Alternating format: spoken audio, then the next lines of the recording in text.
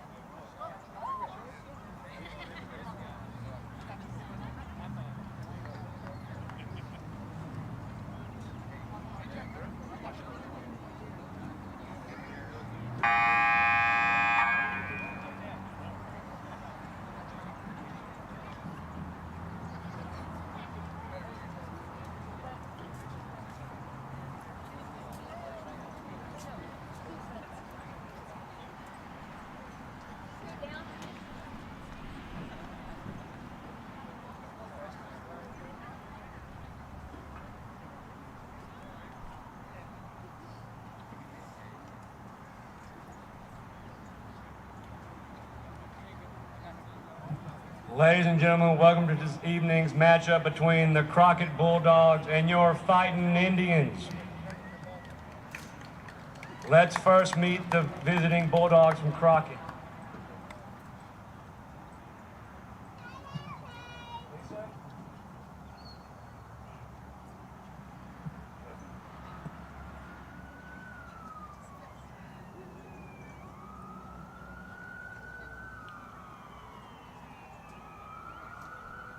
Number 1, Jonathan Castillo. Number 3, Edgar Castillo. Number 4, Ethan Quintero. Number 5, Gustavo Aguilar. Number 6, Elian Cruz. Number 8, Stephen Millhouse. Number 9, Corey Simon. Number 10, Nathan Morales. Number 11, Edgar Durante Hernandez. Number 12, Jaden Gonzalez. Number 14, Anthony Contreras. Number 15, Angel Arizo. Number 17, Josue Ramirez. Number 20, Andrew Garcia. Number 21, Victor Cruz. And number 24, Jaden Quintero. The Bulldogs are coached by head coach Natalie Tapia and assistant coach and trainer Ivan Tapia. And now for your Fighting Indians. Tonight marks Teacher Appreciation Night, and each player has chosen a teacher to walk out and celebrate Teacher Appreciation with. Starting with number 1, Sebastian Juarez, accompanying him, Miss Stevens.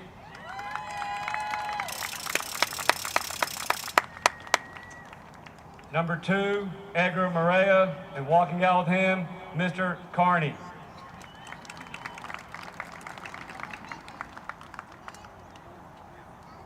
Number 3, Cole Killingsworth, accompanying him, Mr. Neely.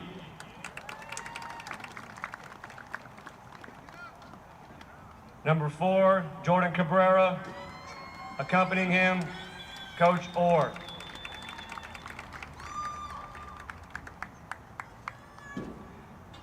Number 5, Christian Juarez, accompanying him, Mr. Pfeiffer.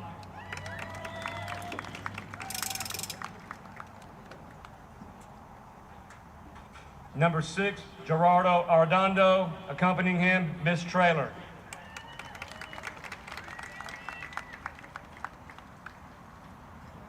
Number 7, Armando Lara, accompanying him, Miss Butler.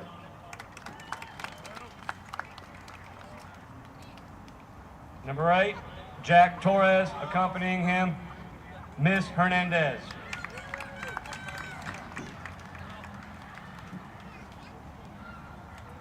Number 9, Brian Torres, accompanying him, Miss Danner.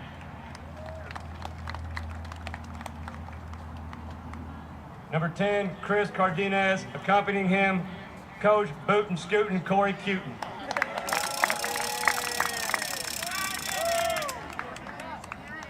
Number 11, Jonathan Frias, accompanying him, Coach Alvarez.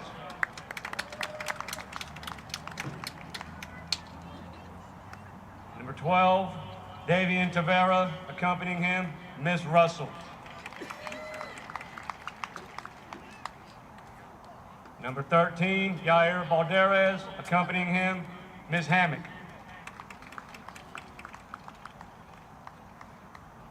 Number 14, Juan Lopez, accompanying him, Miss Earl.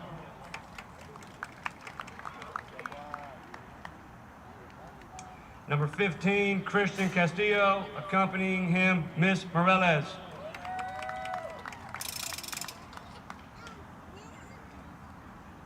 Number 16, Jacob Gonzalez, accompanying him, Miss Jaramillo.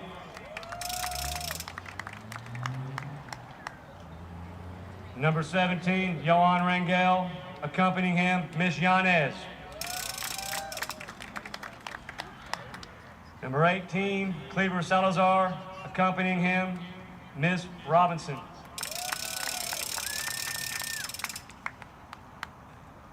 Number 19, Ethan Nava. Accompanying him, Miss Miller.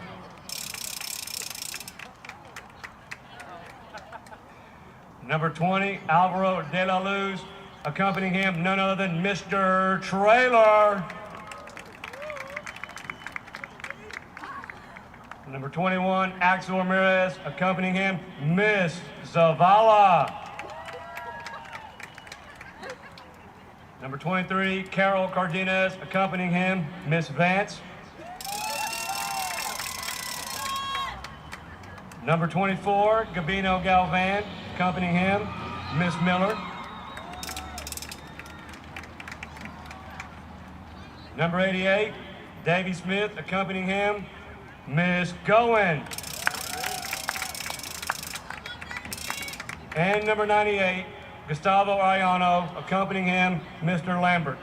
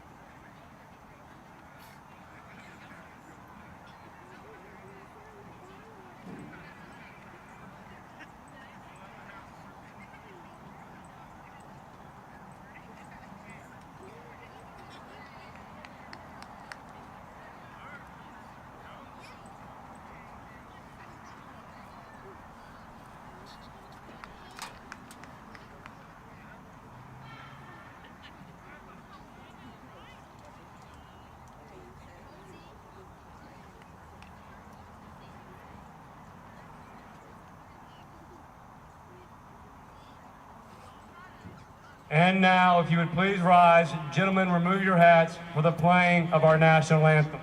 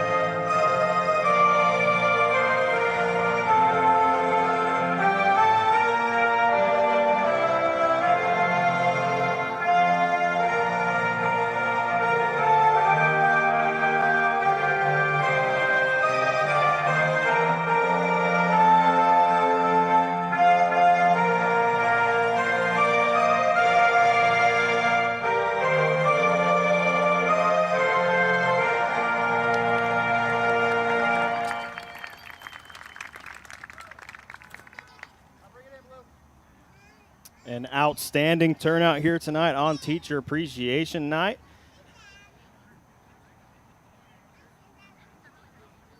Lots of teachers from Jacksonville High School, but also JISD just across the board. Jacksonville has a tremendous crew of educators that do a fantastic job at all levels. Teams now making their way to the sidelines.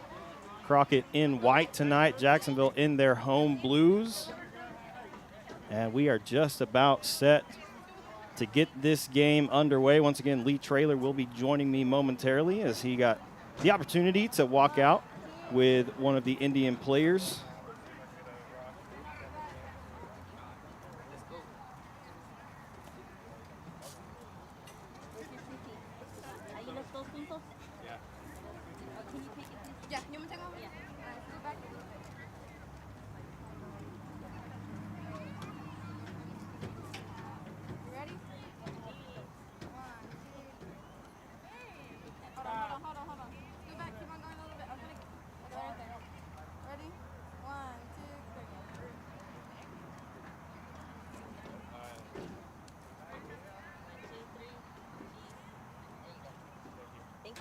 Looks like there's also a number of JSA, Jacksonville Soccer Association, youth players here tonight. And right now it looks like there are quite a few of them in the middle of the Indian huddle. So pretty cool experience if you're a JSA youth soccer player to be able to stand around the team right before they get ready for the game. Future Indians getting to watch a very good Indian soccer team as they have scorched through their season. At one point, they had played the toughest schedule in all of Class 4A soccer, currently ranked number 2 in the state,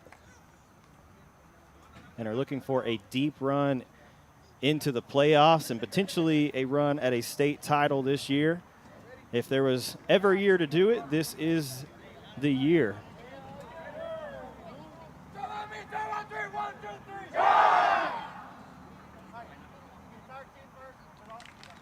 Jacksonville looking to start quickly here tonight against this Crockett team. Crockett has come in with a pretty good district schedule. They're 5-5 and have played some really close games with multiple teams. They beat Madisonville a couple weeks ago and kind of a surprising win, went to PKs and then able to knock off the Madisonville Mustangs in PKs.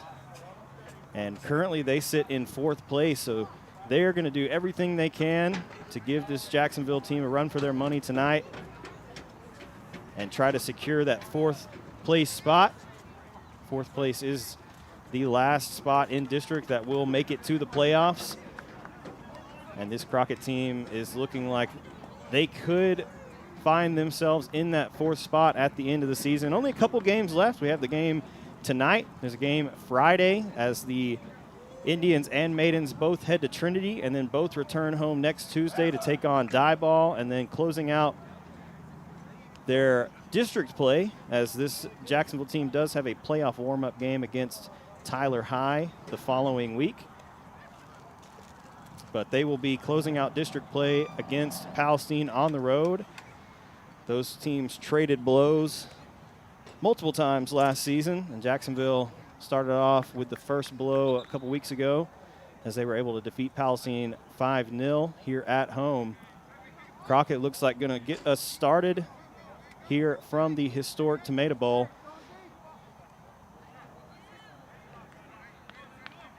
Once again, thank you for tuning in tonight on JISD Live. The Maidens game will follow this game at approximately 6:30. Actually, it looks like referees have reversed the decision. Jacksonville will start the game. Christian Castillo gets us underway, finds Carol Cardenas, now back to Frias. Chris Cardenas with lots of space over here, finds Gabino. Now inside to Chris.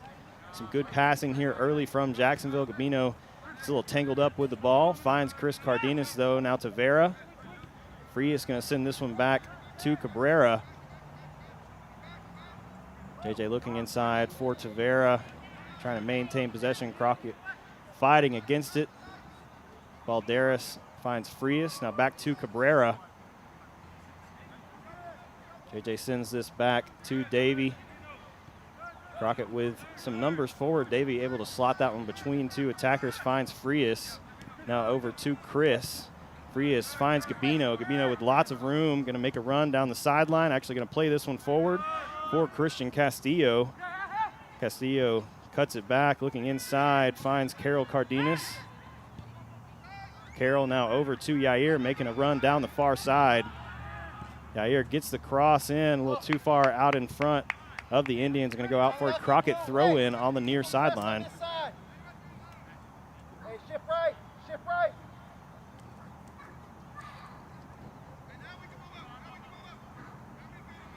Josue Ramirez going to come over to throw the ball in for the Bulldogs. Good throw in, finds teammate Elian Cruz. Jacksonville quickly wins it back. Castillo going to take a left-footed shot. They want to cross the face of goal and saved by Jonathan Castillo. Castillo in goal tonight for Crockett. Sends this ball way downfield to Edgar Duarte Hernandez. Davey going to win that ball back, find Morera. Now over to Frias. Inside to Tavera. Good passing between Frias and Tavera. Jonathan going to cut it back, find Morera. Now over to Gabino. Gabino finds Chris. Back to Gabino with some space down the sideline. Plays this one forward for Castillo. Castillo able to keep it in, cuts it back in for Gabino.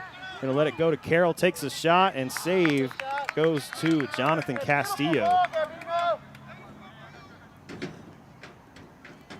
Jacksonville moving the ball really well to start this game. Another big punt here from Castillo. Yair trying to get a foot to it. Able to come down with it, plays it across the field. Chris able to come back, find Morera. Edgar now back to Davey. Seen Jacksonville spend lots of time with the ball in front of their goal this season. It's not the thing that you want to look at the most if you're a fan, as those are dangerous situations, but Jacksonville has handled those very well, and I'm sure that we will not see that too much into the playoffs, but you never know.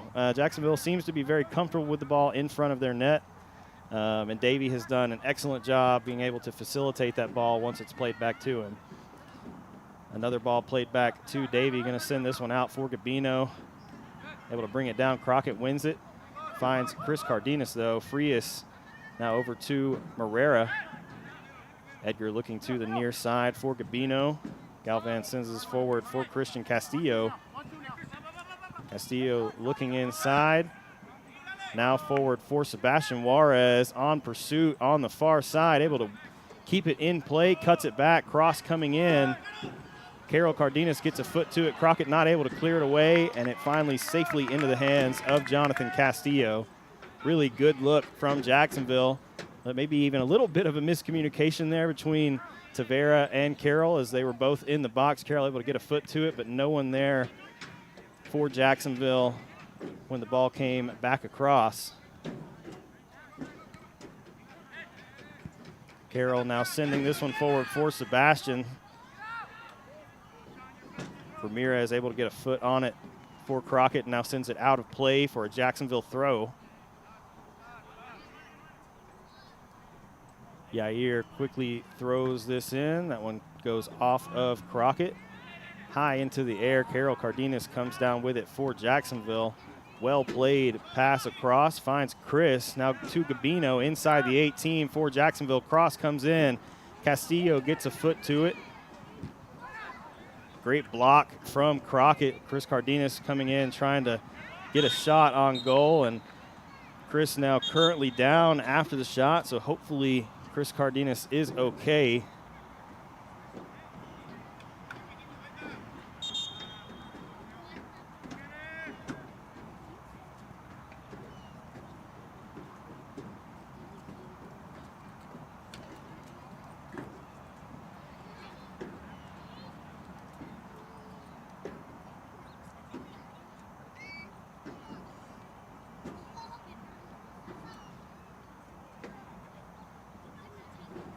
Chris went in for the shot pretty hard. Looks like he is up. Should be okay. Maybe just a little shaken up there. Elian Cruz for Crockett met him at the ball, able to get a foot on it and stuff Chris Cardenas as he was trying to get a shot on goal. But it looks like Chris kind of gingerly making his way off the field, so hopefully we will see some more of Chris Cardenas tonight. We're only 6 minutes into this first half. Keep dropping, Jubbies. So hopefully Chris is okay. We did have Christian Juarez checking in for Chris Cardenas.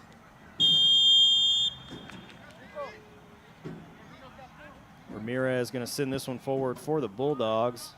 Long ball played forward. Tavera gets ahead on it. Crockett now trying to get behind Jacksonville's defense. Cabrera wins it back for Jacksonville. Now forward for Christian Juarez. Juarez with lots of room to run. Trying to cut it between the legs of Cruz. And now Crockett going to send this one out of bounds for a Jacksonville throw-in.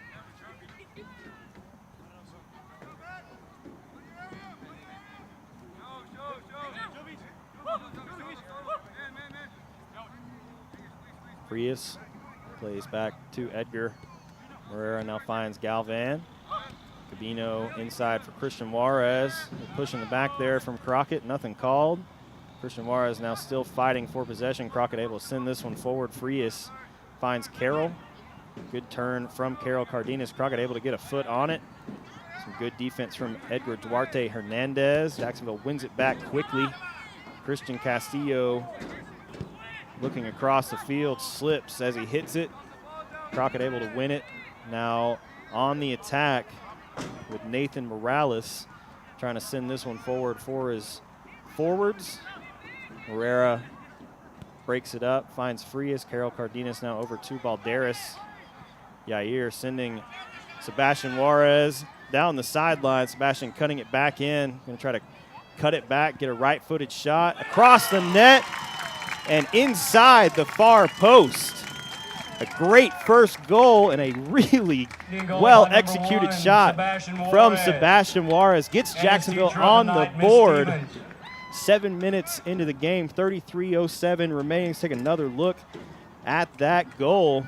Sebastian with a really well-timed run down the side, able to get it past, and then a tight angle with his right-footed shot inside the post. And a great first goal gets Jacksonville on the board. Frias breaks up the pass from Morales, finds Tavera. Now Sebastian back over to Davian. Yair inside to Frias. Jonathan sends this forward for Tavera. Tavera's pass between Yair and Sebastian going to go out for a Crockett throw-in. Ball quickly thrown in by Crockett. Cabrera going to send it out.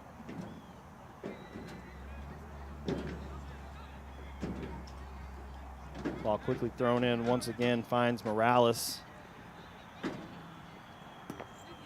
Now back over to Quintero on the far side. Crockett wins another throw in.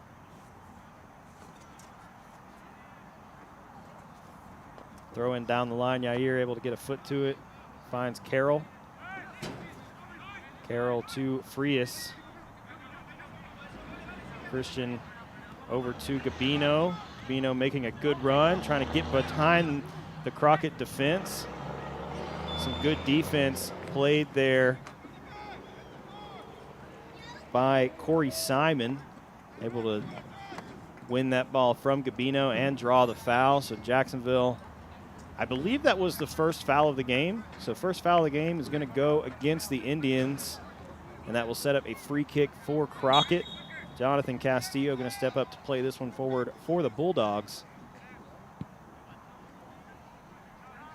Ball played to the far side. Crockett unable to keep it in bounds, goes off the head of Jaden Quintero. Yair quickly throws it in. Crockett wins the header. Ball goes out off of Quintero. It will set up another Jacksonville throw.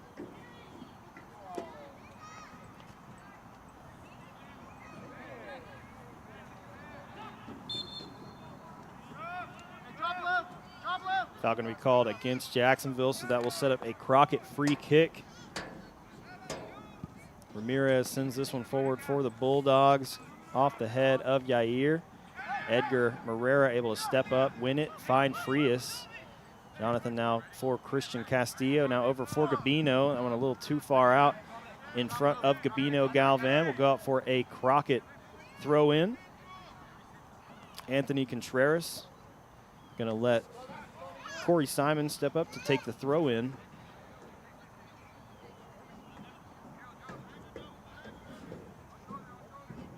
Long throw in, finds the foot of Edgar Duarte Hernandez. Not able to control it though. Tavera trying to find Sebastian, a little too far away from Sebastian for him to control it. Crockett gonna send this one back to Castillo.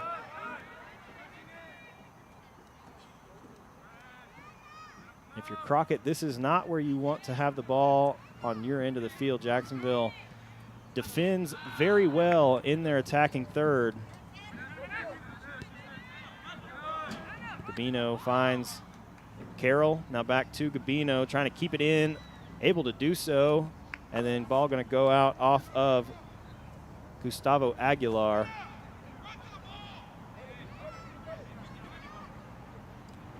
Ball quickly thrown in, finds the feet of Carroll Cardenas, left-footed cross coming in. That's gonna go out off of Crockett for a Jacksonville corner.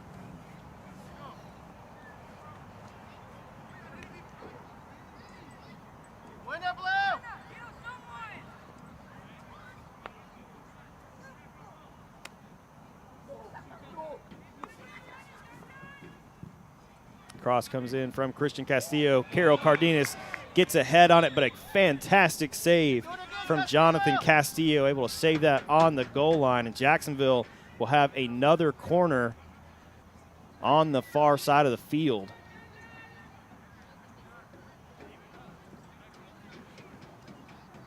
Really well played corner there. Carroll able to get ahead on it. Castillo just with a great save, and this cross coming in narrowly misses the head of Jordan Cabrera, and now Crockett on the attack, trying to transition quickly. Jacksonville had pressed numbers up forward on the corner. Ball going to be played forward. Morera going to cut it back in, find Cabrera. JJ finds Jonathan Frias. Frias now forward for Carroll. Carroll finding himself with lots of time. Gets a great through ball over the top for Sebastian. Sebastian able to cut it back. Cross comes in, trying to find Christian Juarez. Juarez going to keep this in. Cuts it down the inline. And now Juarez with a low cross finds Sebastian. That one cleared away by Crockett. Still dangerous though, and now finally able to clear it out of their own 18-yard box. Edgar Morera going to find Gabino. Now inside for Christian Juarez. Crockett able to break that one up. Corey Simon with some good defense for the Bulldogs. Crockett unable to maintain possession for long, though. Jacksonville swarming to the ball on defense. Ball played forward for Yair. Trying to get a low cross in. That one blocked by Crockett. Ball played to the top of the 18 and now cleared away. Frias able to win the header. Gabino now finds Jonathan Frias. Frias going to take it himself across the middle of the field. It's a good little 1-2 with Tavera. Now looking for Yair, making a run. Yair Balderas able to beat it to the line, trying to get a low cross in. Kind of an awkward bouncing ball, and it looks like Crockett going to be called for a handball inside the 18, so that should set up a Jacksonville penalty kick. 26:30 and counting left in the first half, and an unfortunate play there. I believe that was Corey Simon. Ball kind of bouncing across. He reaches down, touches it with his hand, and that draws a penalty kick for Jacksonville. So Carroll Cardenas, it looks like, is going to take the PK.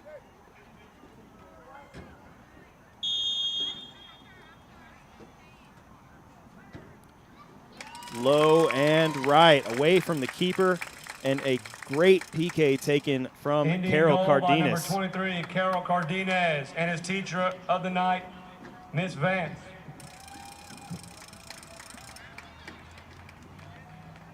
So Sebastian Juarez and Carroll Cardenas both contributing goals so far in the first half, makes this a 2-0 game.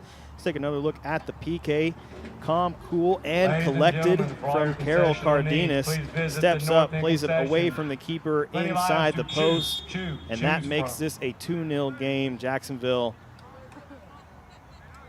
controlling the pace of play and gets a PK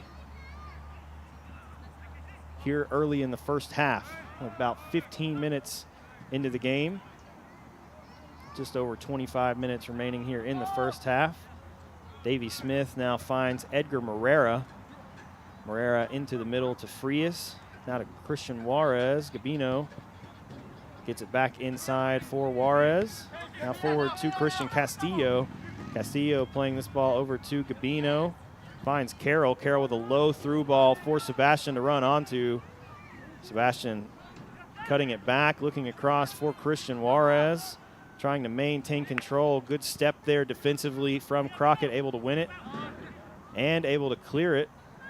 This ball now played forward for the Bulldogs. Cabrera steps forward, easily wins it for Jacksonville. Edgar now over to Gabino. Now for Christian Juarez. Christian with a good move, going to get past the defense. Christian Castillo held onside by the far side defender. Now looking for Christian Juarez. Juarez able to keep it in bounds.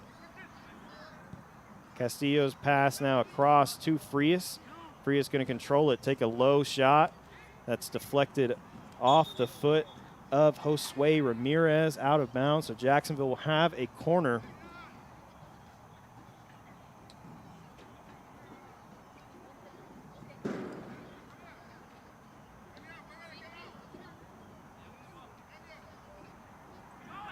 Christian Castillo taking the corner. That one off of Corey Simon.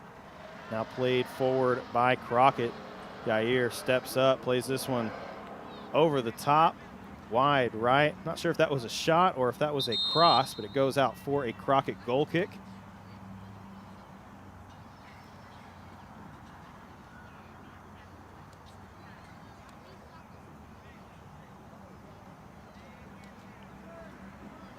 Jonathan Castillo now set to take the goal kick. I believe Crockett made a substitution. I didn't catch what number came on.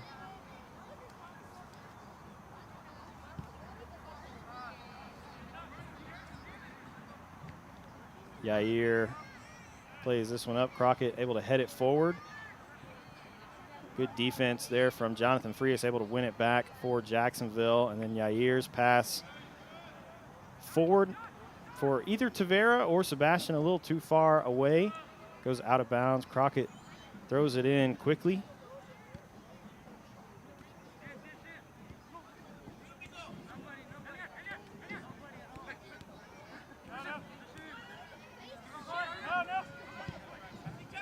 Low shot played in. Sebastian Juarez slots it in off of the cross from Christian Castillo. Sebastian Juarez. And Sebastian's second of the game. That second goal gives Sebastian a brace.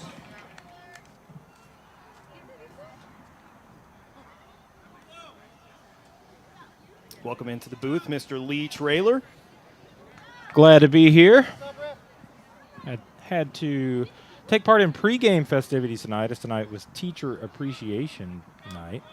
And I was honored to be asked by De La to walk, that's Alvaro De La Luz, to walk in pregame as part of Teacher Appreciation Night. And then I had a few other items to check off the list before I stopped by. But I'm here now and happy to be on the broadcast. Thank you for, as always, kind of carrying the broadcast on these soccer broadcasts here from the historic Tomato Bowl. It's my pleasure. I enjoy watching soccer, especially this Indians team. Yeah, this has been another great season for Jacksonville so far, and ball bouncing around. Crockett finally able to come up with it. Jonathan Castillo came out, able to get a hand on it, deflected away from Christian Castillo.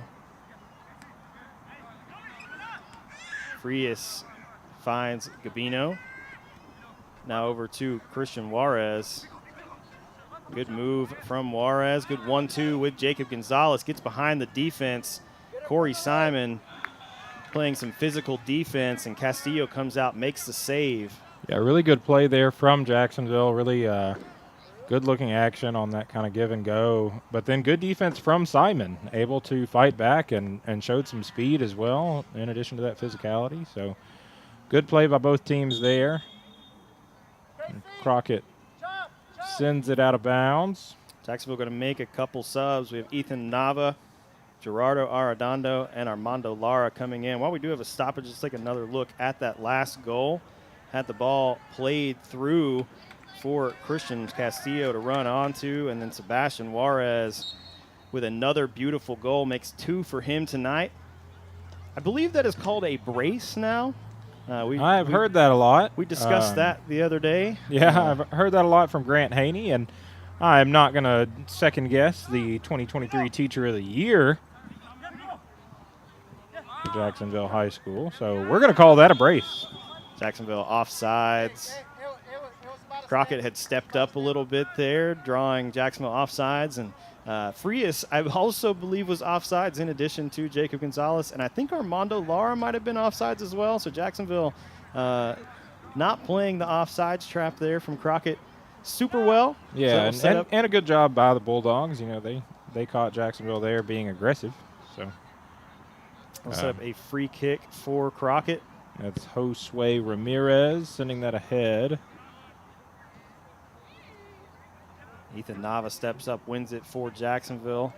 Christian Juarez lets it go. Gonzalez trying to play a through ball for Armando Lara. Corey Simon steps in, wins it for the Bulldogs, and the Bulldogs now headed the wrong way. Gonna play this back to Castillo. Gets a boot to it way downfield. Yeah, good kick from Castillo. Nice control there from Cabrera, and Jacksonville with the ball in the middle of the field. Played ahead to Christian Juarez, and now near sideline to Gabino Galvan, looking to get it back, and does. A lot of green grass ahead. Galvan just can't make it before the keeper gets there. Castillo able to come out and collect it for the Bulldogs, and he boots it away past midfield. Really good look for Jacksonville. A really great job of Castillo able to come out, too. We've seen him make several great plays here inside the Crockett 18 early.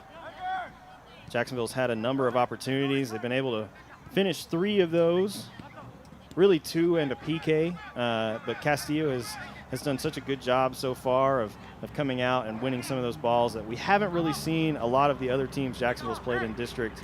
We've not seen their keeper come out and make a lot of those plays that are just more aggressive plays where you're coming out, sliding into somebody's feet. Sometimes those can be a little dangerous for the keeper, but he's done a really excellent job of that so far tonight.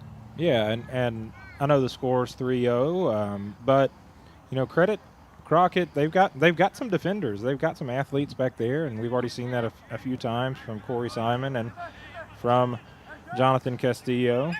So it's hard to keep this Jacksonville team contained. They're so explosive and so skilled, but credit the Bulldogs for some of the physical play that we've seen here recently. But Baldair is trying to get it to the center for Jacksonville, and Christian Juarez able to finish it. Pretty play there for Jacksonville as Balderas quickly up the far sideline, and then a great look over to Juarez, who's able to finish for Jacksonville's 4th goal of the night. Yeah, big goal there from Christian Juarez. We'll take another look at it here.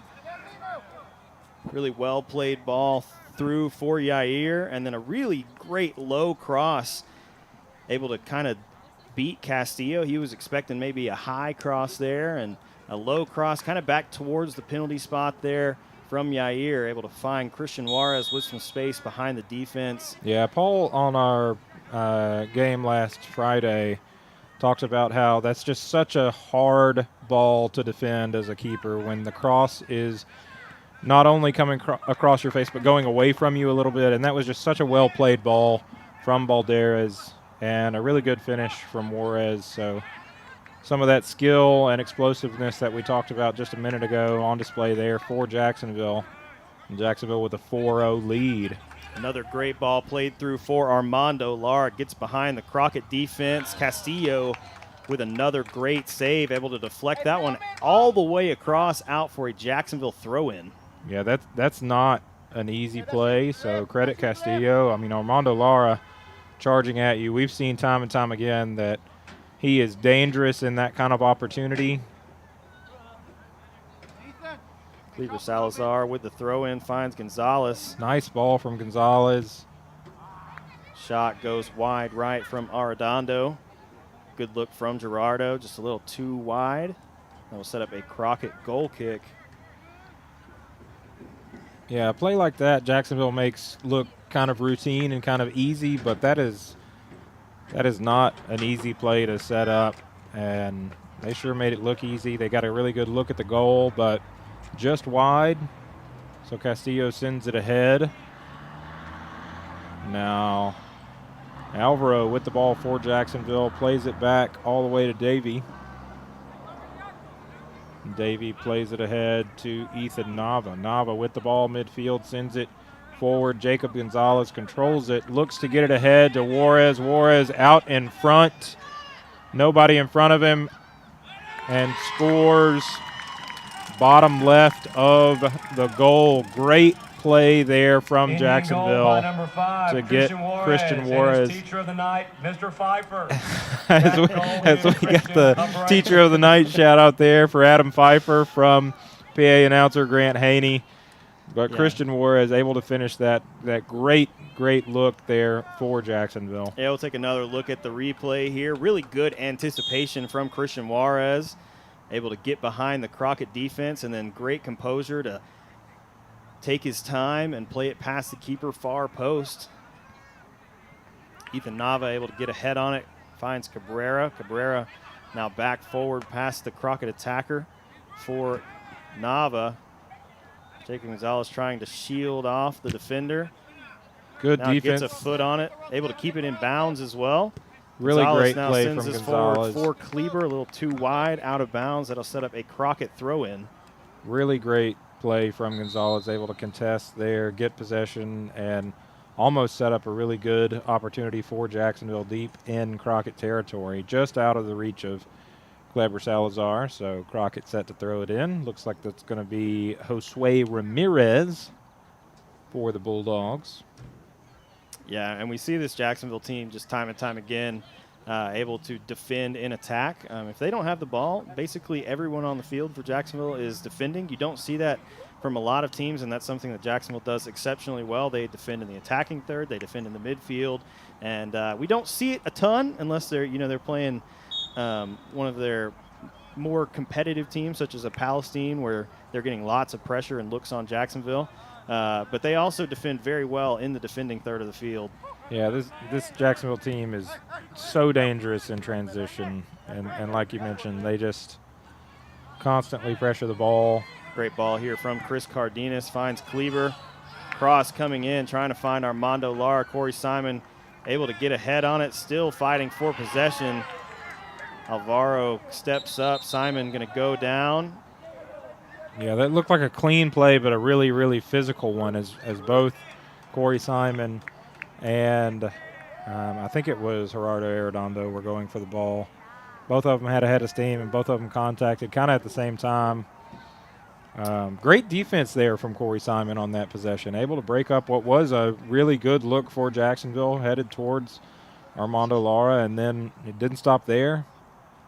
Covered a lot of ground and got out to contest the ball, trying to get back possession for Crockett, but hopefully he's able to get up quickly as he walks off the field now.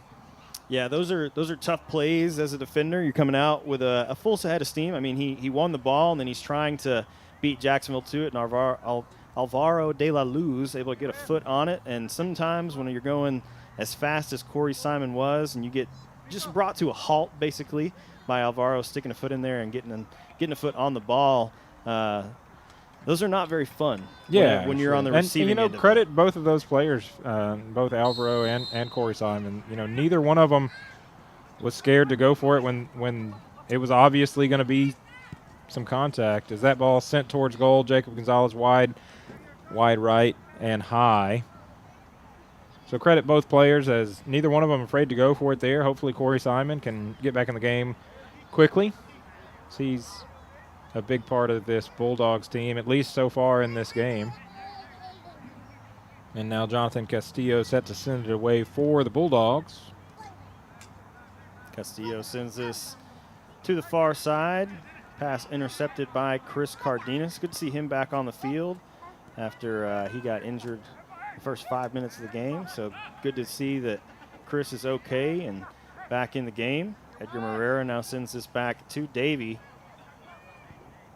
Davey finds Cabrera.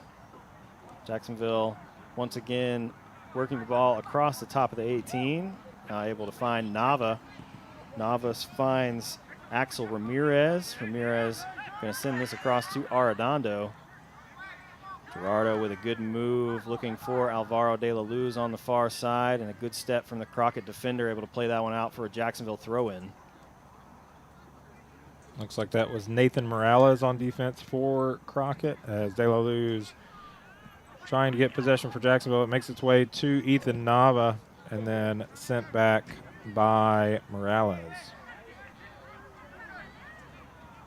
Cabrera finds Chris Cardenas. Chris with some good moves gets past the defender. Gerardo now back inside for Chris. Crockett able to get a foot on it defensively. Chris easily wins it back. Nava trying to find a runner over the top, and Jacob Gonzalez going to be called for the offsides off the pass from Axel Ramirez. Another good look from Jacksonville, just a little too early there from Jacob Gonzalez. Yeah, just half a step too soon. He was just past the Crockett defender, but the official was right here on that line, so made that call immediately. And Crockett set to send it away. This is Josue Ramirez, now sends it over to Morales. Crockett with some good play, able to keep that ball in on the far side. Jacksonville quickly winning it back. Armando Lara looking for Gonzalez, able to find him. Hard touch from Gonzalez, and then the shot saved by Castillo.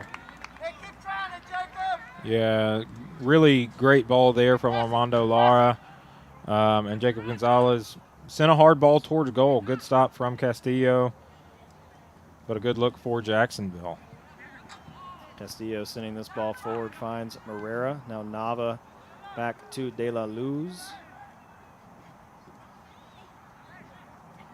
Cabrera looking inside for Nava. Ethan Nava with some space finds Arredondo.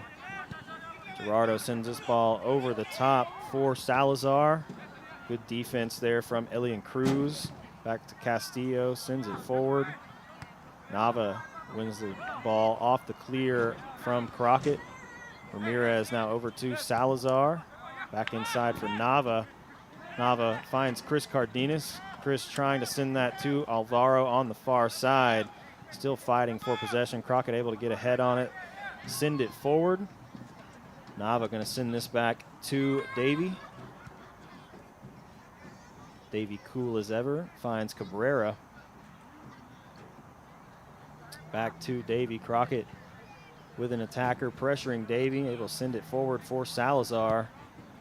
Good through ball there. Referee in position, though, going to call Jacob Gonzalez offsides. Yeah, just a little bit too soon there again. It's a good idea. I mean, it always is when you've got a Jacksonville player out behind everybody, but just a hair too soon. So Josue Ramirez set to send this away for Crockett from their own 47-yard line. Herrera wins the header off the free kick. Armando Lara going to be brought down. They'll draw a foul and set up Jacksonville with a free kick inside their own half.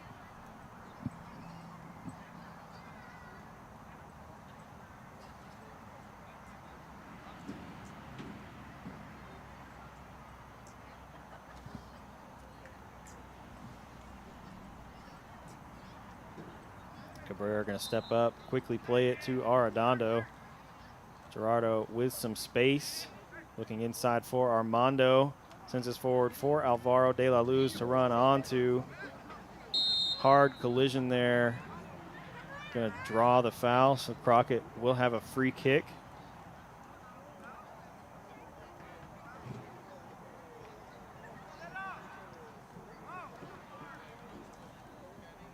Can't see the number, but the Crockett player is still down after that contact. So the Crockett trainer headed out to check on that player.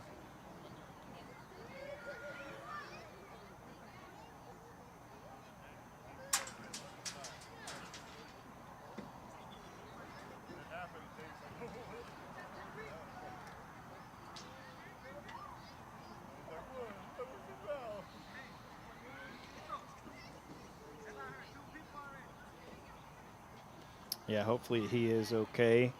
It was a pretty hard collision. Alvaro was running in to try to win that ball, beat the defender to it, and just a fraction too late.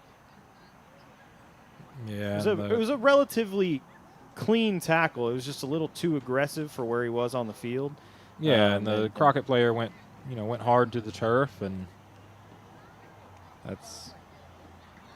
that can be a painful play. Good to see that the injured Crockett player is able to walk off with the Crockett trainer and get to the sideline. So we'll resume play here in just a second. Looks like he's going to be all right. And Jonathan Castillo set to kick this away for the Bulldogs. Ball played forward. Crockett able to get a chest to it. Arredondo comes down with the ball for Jacksonville, though. Armando Lara quickly inside for Chris. Now over to Cleaver Salazar.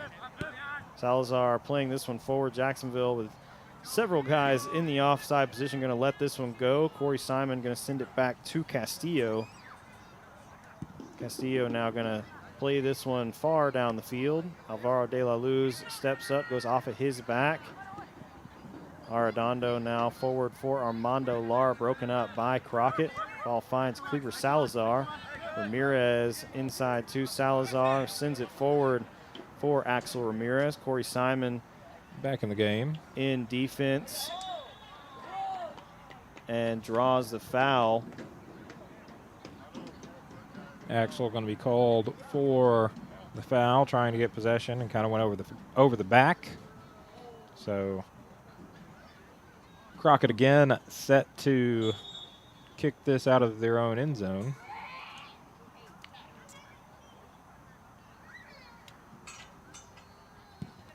Long ball played forward from Castillo. Armando Lara narrowly misses the header.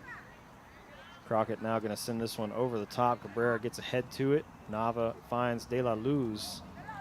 Alvaro now back inside to Ethan Nava. Finds Chris Cardenas. Gerardo back to Nava. Finds Chris again. Chris trying to play the through ball for Armando Lara, about 5 yards offsides there. Crockett did a really great job there of anticipating that. As soon as it looked like Chris was about to play that ball, you saw the entire defensive line just step forward. Really great job there, like you said, by that defensive line. And we've seen that a couple times. So, a disciplined back line from the Bulldogs has resulted in a few offside calls against Jacksonville. Lara with the ball, far sideline, trying to get past the Crockett defender, and does. Turns Also on the able to Jets. get past Ramirez, sends the shot in. Castillo with another good save, sends this out for a Jacksonville corner. Yeah, Armando Lara is just so dangerous when he can turn the corner. He is so fast. He is really fast. And he's not slowed down by controlling the ball. Corner taken quickly. Alvaro de la Luz sends this in. Jacob Gonzalez, gets a foot to it. Saved by Jonathan Castillo. Ball played across the top. Edgar Duarte Hernandez loses possession. Nava with some good defense for Jacksonville, able to find Arredondo. Now back to De La Luz, going to send it back to JJ. Cabrera forward for Nava. Now over to Morera. Salazar inside for Axel Ramirez. Now to Nava. Arredondo finds Armando Lara. Crockett able to play this one out on the far side for a Jacksonville throw. That will set up our Alvaro de la Luz to throw in for the Indians. Throw in finds Chris Cardenas. Chris now back to Alvaro. Jordan Cabrera back to Davey. Davey finds Cleaver Salazar with some room down the near side, inside for Ramirez. Jacob Gonzalez kept onside behind the Crockett defense, gets inside the 18, past the keeper, but wide right.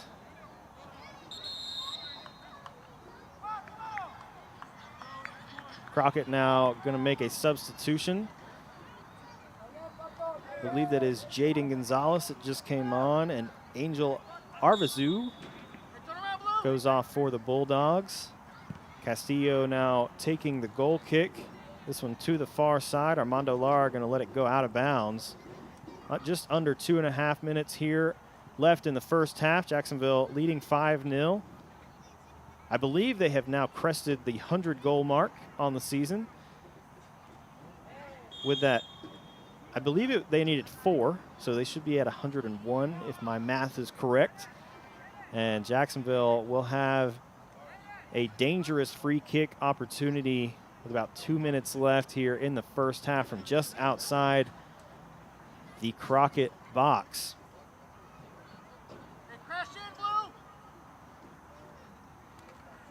Jacob Gonzalez and Chris Cardenas lined up to take the free kick.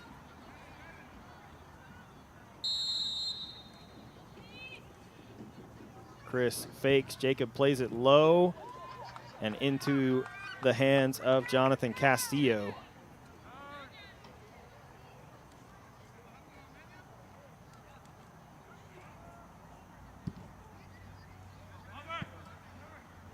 Salazar gets ahead to it.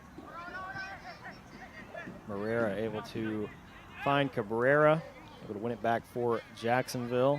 Now back over to Salazar. Down the line for Jacob. Has Axel Ramirez making a run. Crockett going to play this one out of bounds. Stephen Millhouse on defense for Crockett there. Salazar quickly going to get this one back into play. Finds Chris Cardenas. Jacob Gonzalez with the header. Finds Edgar Duarte Hernandez. Cabrera so poised at his central defense position. We didn't see him play back there too much until late last season, but he has just been excellent in the central defensive position for Jacksonville. He has so much control. He has so much poise. It doesn't really seem like the pressure ever really gets to him, and he has just been really rock solid on defense for Jacksonville so far this year. Nava going to play it back to Cabrera. JJ now back to Davey. Davey finds Nava. Now over to Edgar Morera. Salazar with some room. Going to play this for Jacob Gonzalez, and that will do it here for the first half of play from the historic Tomato Bowl. Jacksonville leading the Crockett Bulldogs 5-0 at the half. At the end of the first half, it's Jacksonville 5, Crockett 0.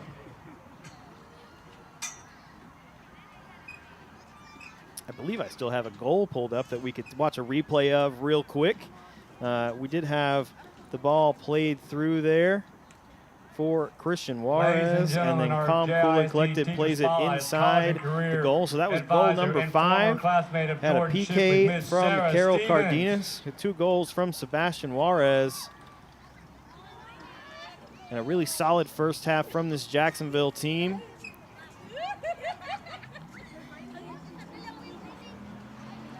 Both teams going to head to the locker room, and I'm going to take a break for just a moment. Once again, thank you for tuning in here on JISD Live. We do have the Jacksonville Fightin' Maidens taking on the Crockett Lady Bulldogs. at the conclusion of the second half of the boys' game, so stick around for that. It's also Teacher Appreciation Night here in the Tomato Bowl tonight. If you got to watch pregame, you got to see the number of teachers that were involved in Teacher Appreciation Night. Each student got to ask a teacher to walk out onto the field with them for the pregame player introductions tonight. So that was a pretty cool opportunity for most of the teachers. Lee Traylor was also one of those teachers involved. And really exciting night here. We'll see some more teachers hopefully again momentarily at the beginning of the girls' game, so stick around for that. And we will be back with you in about 8 minutes for the second half of play here from the historic Tomato Bowl.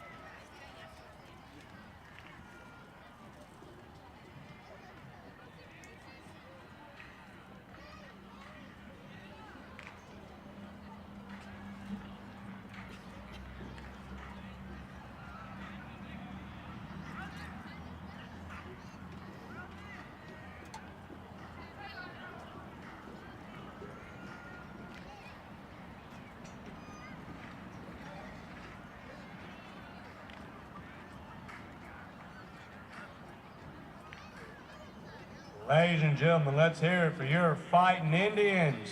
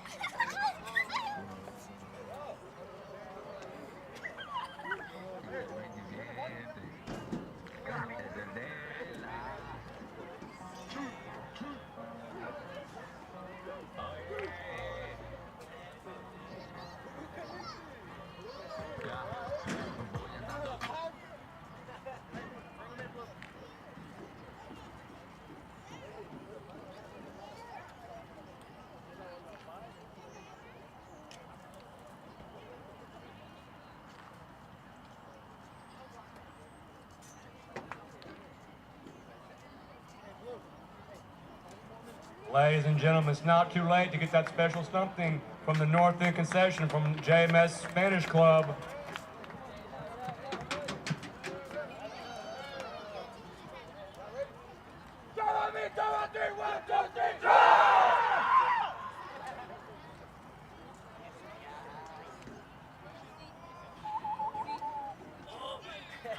Welcome back for the second half of play. About 30 seconds here remaining in halftime. Jacksonville has come back out of the locker room, making their way back onto the field. Crockett's still on the far sideline, getting ready to go here for the second half. Jacksonville leading Crockett 5-0 at halftime. Starters for the second half for Jacksonville, since we got a second: Sebastian Juarez and Christian Castillo up top for your Indians. Carol Cardenas, Davian Tavera, Christian Juarez, and Cole. Jonathan Frias in the midfield. Cole Killingsworth at right back. Johan Rangel and Brian Torres. And then Jack Torres at left defense for Jacksonville. And Davey Smith once again in goal for the Indians. So we did have a couple changes coming out of halftime. Cole has got some bright green cleats on tonight. Hard to miss. I don't know if we've seen him with the green. I think he's had maybe some pink or something It's a good for look. most of the season. But It's a good I'm look. liking the green. Maybe we could like chroma key that out and make it look like he's running with no feet. Yeah. You didn't see me?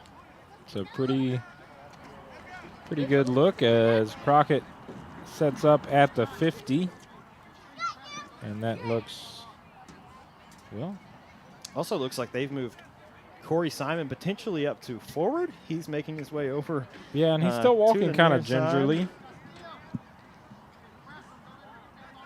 Yeah, I know last year he made some huge defensive plays for this Crockett team. He's got a lot of speed, and so maybe they can move him up a little bit, get him into the attack, and utilize some of that speed on offense instead of defense. I mean, it is 5-0, so Yeah, you definitely want to try to get a couple goals here in the second half if you're Crockett.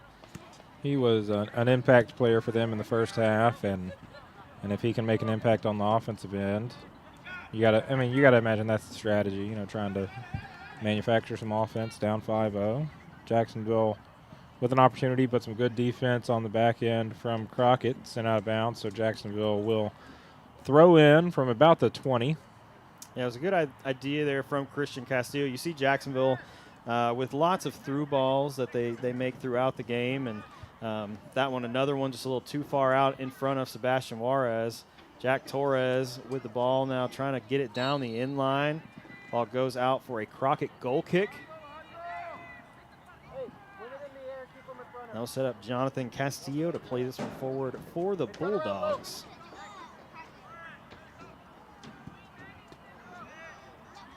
Long ball played forward. Christian Juarez able to get a foot to it. Christian Castillo finds Christian Juarez once again. Now over to Carol Cardenas, trying to poke this one forward. Crockett going to send it back. Castillo now sends this one forward. Cole Killingsworth trying to win possession for Jacksonville.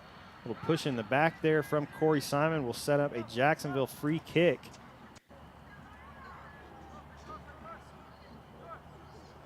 Cole going to let Jonathan Frias step over to play this ball for Jacksonville. You can hear Coach Jaramillo telling his players to get into the box. Frias sends this one over the top. Crockett able to get ahead on it. Goes straight up in the air. Jack Torres trying to bring it down for the Indians. Gets it back to Tavera. Davian with a good move. Gets around the defender. Looking to get a cross in. That one a little too far out in front of Sebastian Juarez. Goes off the hand incidentally of a Crockett defender. So referee with a good decision there not to call a PK. And Crockett now trying to find some attack. Brian Torres steps up, wins it for Jacksonville. Not able to keep it in, though. Set up a Crockett throw-in. Yeah, I heard Paul on one of y'all's broadcasts previously talking about how that's a new point of emphasis. If it's just incidental contact with a hand, they're not calling those as often. Certainly if a player reaches out there and punches the ball away, that'll be called. We saw one of those in the first half where the ball came across and, Crockett's defender unfortunately reaches down and hits it with his hand. That one was pretty obvious that it was blatant. Sure, but that one just took kind of an awkward bounce into the hand of the defender, and those are the kind of calls that you're not going to see quite as often, because used to, those were getting called for PKs, and it's like, well, the ball just. Oh wow, physical play there. Christian Castillo collides with Jonathan Castillo, so that will set up a Crockett free kick. But so many times in the past you would see that ball come in, and you would see the defenders a lot of times almost put their hands behind their back, trying to make sure that ball did not bounce up and hit their hand accidentally. Yeah, because that's such a pivotal call when that happens. Oh, yeah, because you're trying to just receive the ball coming in off the cross.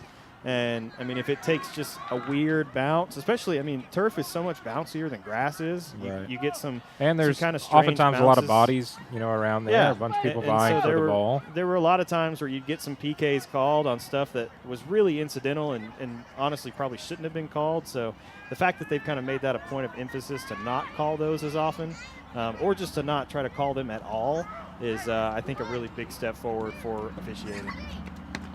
Jacksonville fighting for possession. A lot of bodies in the area. And Tavera's shot collected by Jonathan Castillo. he's got a pretty good leg, does Castillo. He does. He's hit some really far balls so far in this game.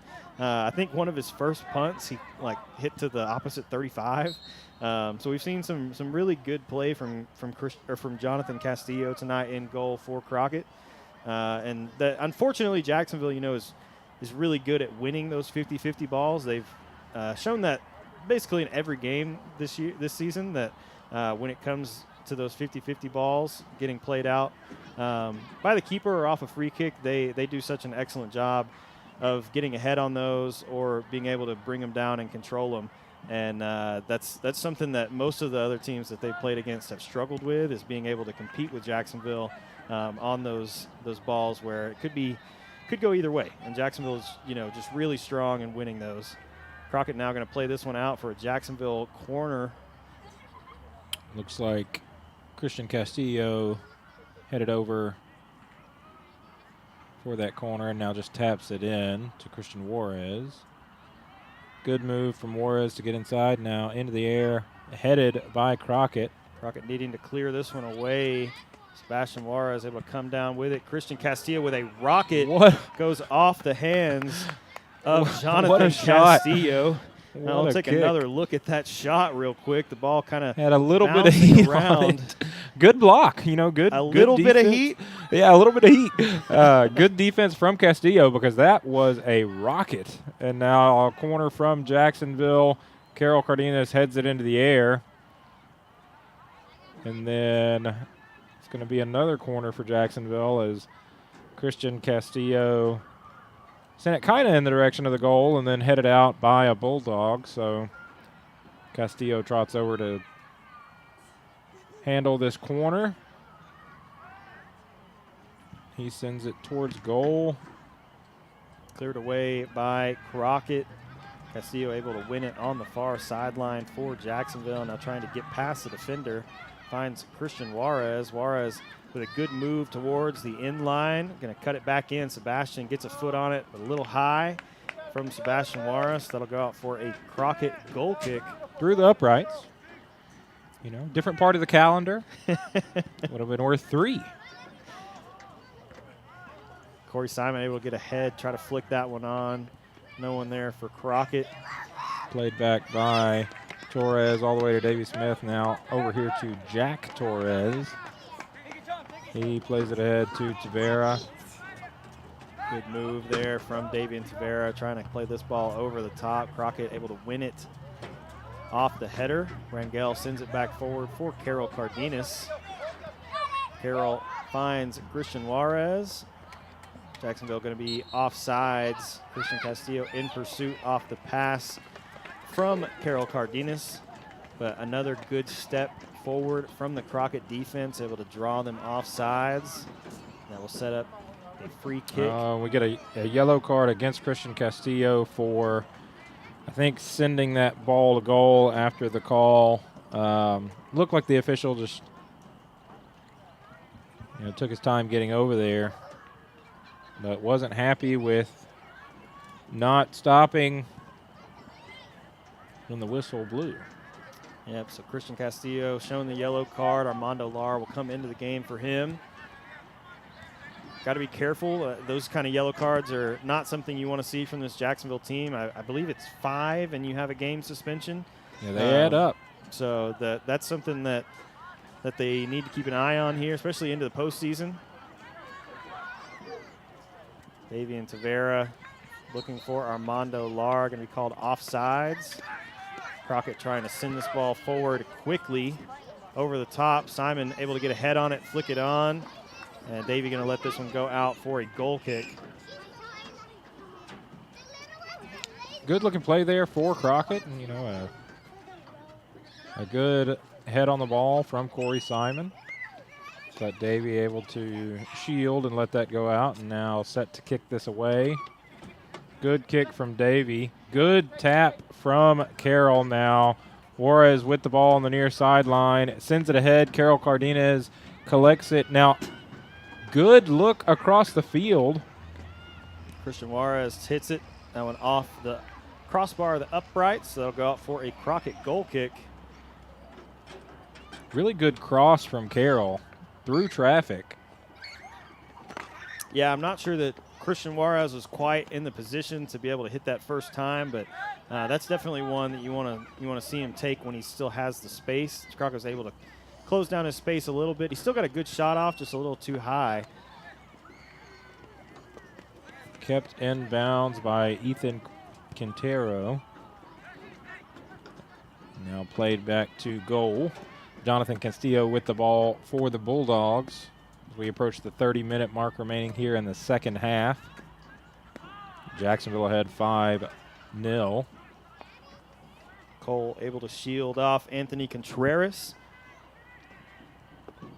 Armando Lara not able to get to that ball. So Jonathan Castillo will come out, collect, and send this one away for the Bulldogs. Jack Torres gets ahead on it. Corey Simon now with the ball for Crockett, trying to get behind the Jacksonville defense. Cole Killingsworth playing some physical defense, and that ball goes out off of Simon for a Jacksonville goal kick. But a good opportunity there for Crockett. It's kind of the first time we've seen them out on the run that far deep into Jacksonville territory.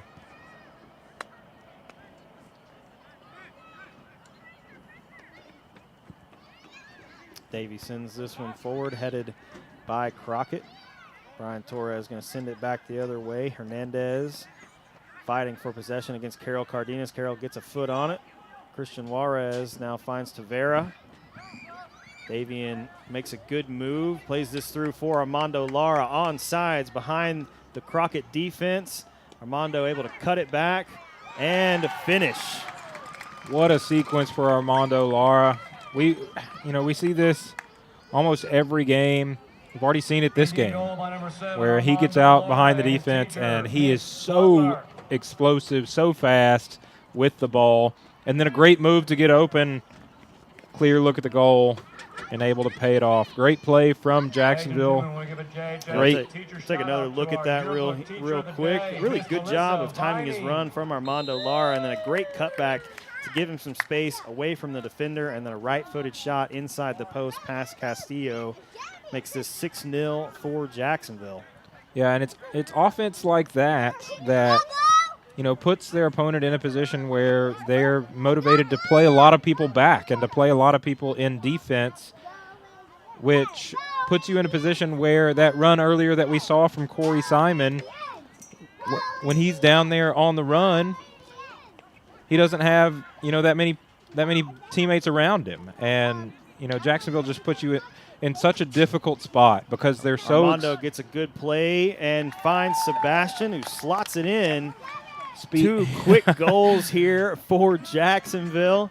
Really good run from Armando Lara, and Sebastian able to distance himself from the defender. We'll take another look at that here on the replay. Armando able to distance himself from the defender, draw that center defender over towards him, and then that just opens up the middle of the field for Sebastian Juarez to receive the pass and find the back of the net. Yeah, so that type of offense that's just so lethal and so explosive, it forces teams to play back and sack the box, and then it's hard to play offense. So Jacksonville, it's no fluke that they have the record that they do and the ranking that they do. This is a really, really good team. In the last few possessions, they've shown that. They just really put you in a difficult position. They have so many talented players, and they're so deep. We haven't talked about that yet. This is a team that – yeah, we talk about that every game. You can sub anyone on the field, and you don't even really notice any kind of drop in play. Armando Lara with a good run, not able to finish. That wide right, out of bounds for a Crockett goal kick. But this Jacksonville team has just so many weapons, and so often we see goals scored in rapid succession from this Jacksonville team. It's there's a drought for a long time. We'll see, 20, sometimes 30 minutes go by between goals, and then they may score two within a minute.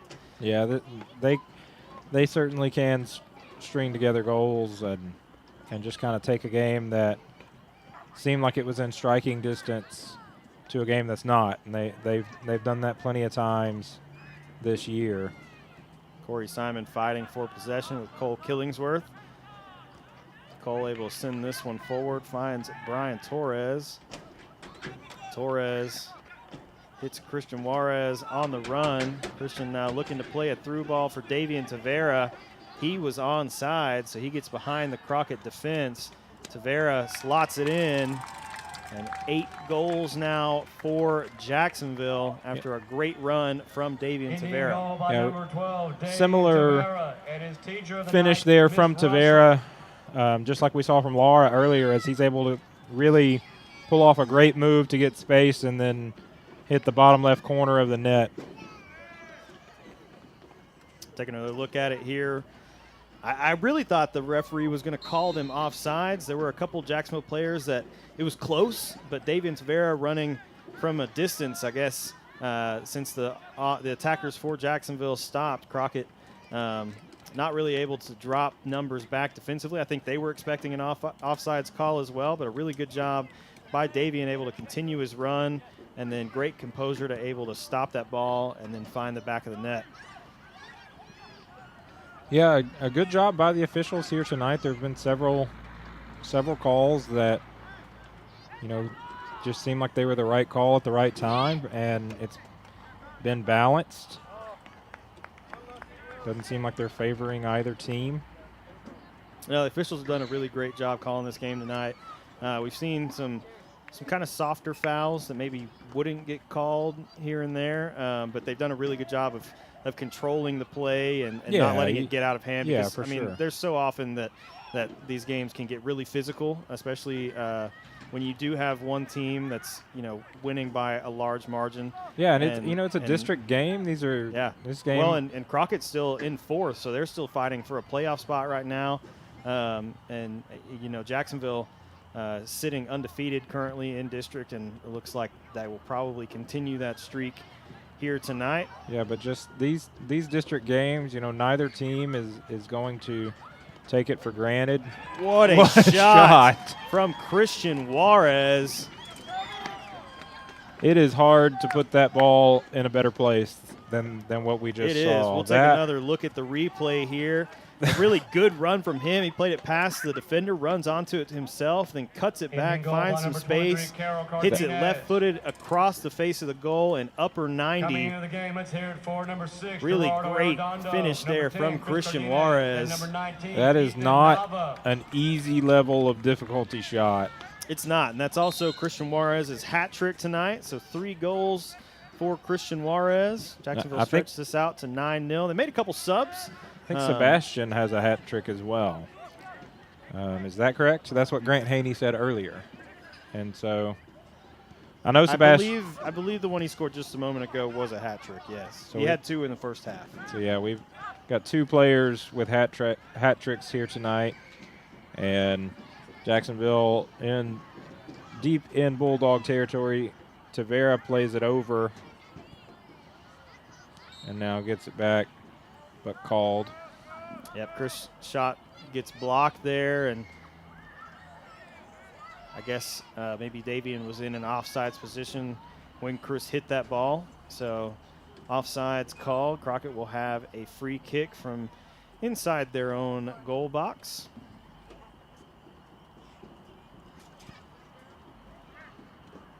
Castillo sends this one forward.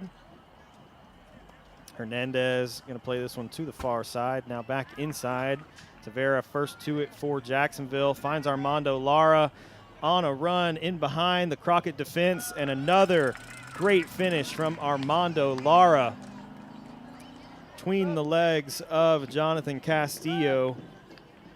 And that makes 2 goals tonight for Armando Lara. We'll take another look at that here. That goal gives Armando great job from Davian Tavera stepping forward, winning that ball. And Armando Lara just does such a good job of timing his runs to get behind the defense, stay on sides. And another great finish from Armando Lara makes this 10-0 for Jacksonville. They've really opened the scoring here in the last 7 minutes. Didn't really see a goal here to start the second half for about 10 minutes. And they have found 5 in about the last 7 minutes. It has just been an onslaught from this Jacksonville attack. And they've done an excellent job finishing their opportunities here so far in the second half. Ball played across the middle. Arredondo able to win it for Jacksonville.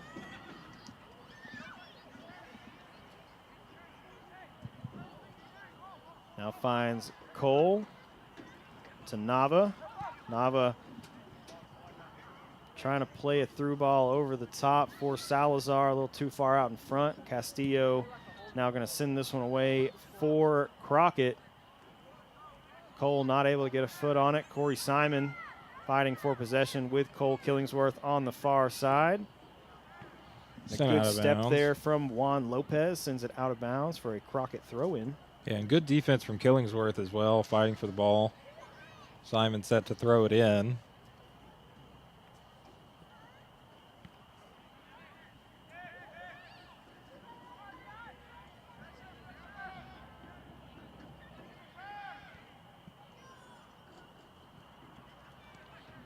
Simon plays it back to Quintero. Now back to Simon, middle of the field. A look for Crockett for a moment. Now played back to center, and Jacksonville controls it. Cole Killingsworth able to send this one out of bounds for a Crockett throw-in. Dangerous opportunity there. Yeah, I really thought Jaden Quintero, might have had a shot, but it closed quickly. He played it back middle, and then good defense from Killingsworth to get that out of there. So 21 and a half minutes remaining here in this second half, and Crockett set to throw it in deep in Jacksonville territory. Looks like Simon set to handle that for the Bulldogs. Jacksonville able to win it back quickly. Cole finds Chris Cardenas, now forward for Gerardo Arredondo. Gerardo looking for Jacob Gonzalez, going to be called offsides. Really good job there of Arredondo to keep possession, as there was a lot of traffic and multiple Crockett players fighting for the ball, but he's able to control it and keep possession. And just a little bit offsides was Gonzalez on the pass. A good job by Gerardo Arredondo. And now Crockett set to send it away. Josue Ramirez sends it center. Played back. Lopez sends it away. Quintero collects for Crockett.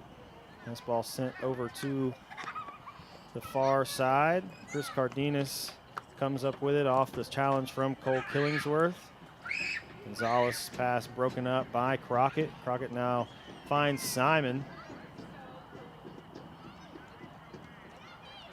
Crockett with some good passing here, trying to create some space against this Jacksonville defense. Jacksonville is defending with numbers, able to clear it away. Brian Torres gets the header for Jacksonville. Jacob Gonzalez now with the ball for the Indians.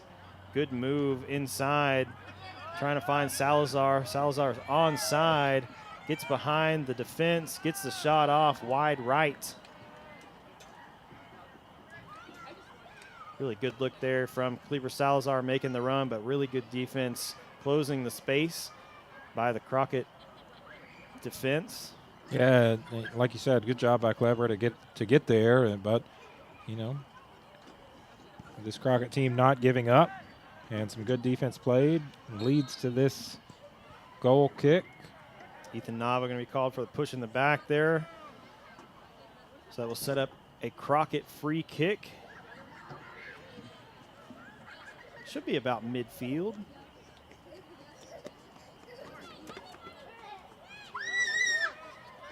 About the 46-yard line. Ball played over the top. Jacksonville gets a head on it. Simon comes down with it for Crockett. Trying to play it back to center, but Ethan Nava gets the ball for Jacksonville, now plays it ahead. Clever Salazar tries to get it back inside, but good defense from someone who refuses to turn their back to us. Good defense from Crockett. Sends it out for a Jacksonville throw in, and Killingsworth with the ball for Jacksonville. Now turns the corner, sends Low it back cross center. in from Cole, finds Rangel. Rangel. Crockett able to break it up, now send it forward. Jack Torres steps up, wins the ball for Jacksonville. Looking across the middle, Salazar with a good move to get behind the defense. Crockett able to win back possession and play it out for a Jacksonville throw on the far side. Jacksonville looks like set to make a couple substitutions. We got under 18 minutes remaining here in the first half. Gabino Galvan and Yair Balderas going to make their way back onto the field. Looks like Gerardo Arredondo and Chris Cardenas going to make their way off for Jacksonville.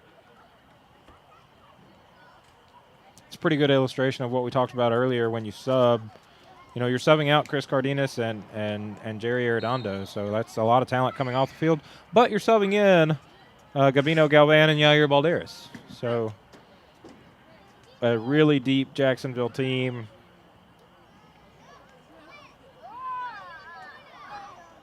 This is the second possession in a row that the ball just tries to escape through the back of the visitor parking lot.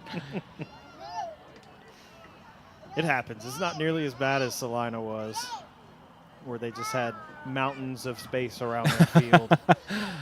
And the ball would play out, and you would probably waste 2 to 3 minutes to go get the ball and bring it back. Well-played corner.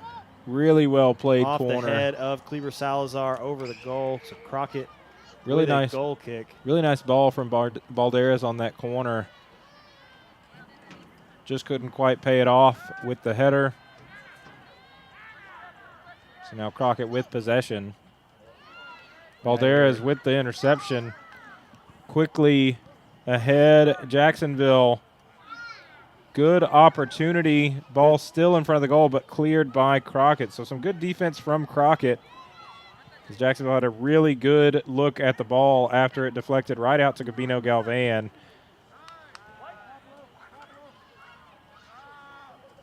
Crockett set to throw it in from about the 25.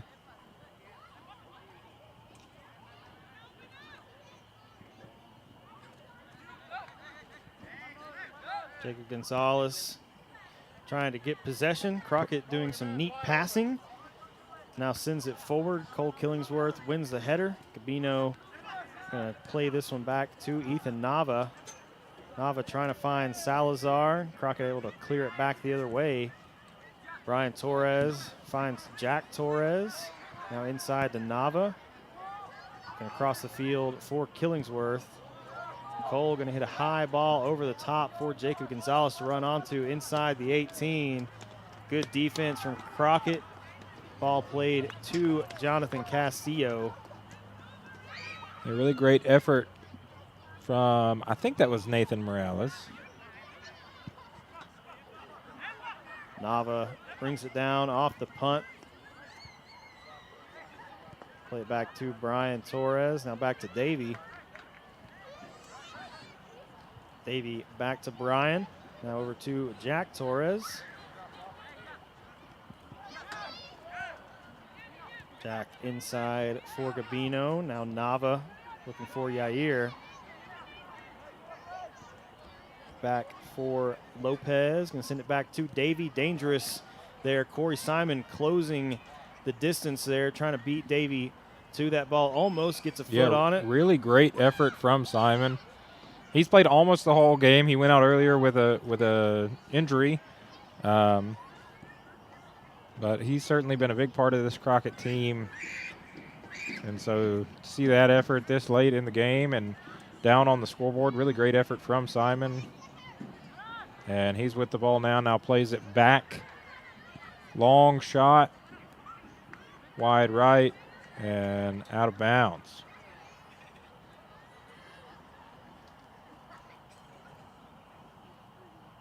Davey taps it over. Quickly takes the goal kick. Finds Brian Torres. Now inside to Nava. Nava looking for Gabino.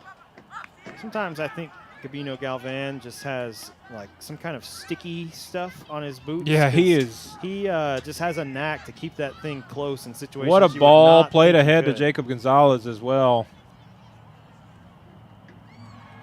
Goal from Gonzalez. What a ball from Galvan. And what a good finish from Jacob Gonzalez, because there was good defense on that possession as well. 16, Jacob Gonzalez and his teacher of the night, Miss Jaramillo. Yeah, we'll take another look at that. Really good ball played for Jacob to run onto. Good defense, though, from Crockett challenging Jacob. Jacob, with just enough skill to be able to get a left-footed shot on that, get it past Castillo, and find the back of the net. So 12-0 now, the score for Jacksonville. Yeah, really good job from Jacob for shielding the defender from the ball, advancing at those final few yards, and like you said, getting a left-footed shot off. So he plays some defense here, and Jaden Quintero set to throw it in for Crockett.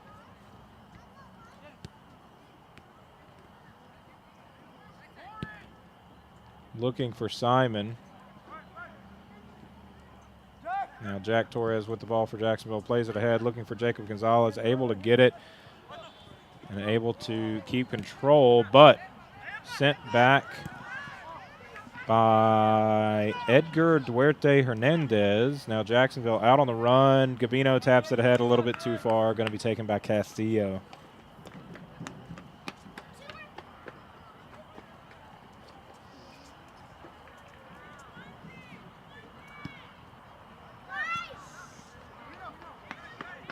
Gabino with the ball, plays it over to Rangel. Now Rangel back to Nava.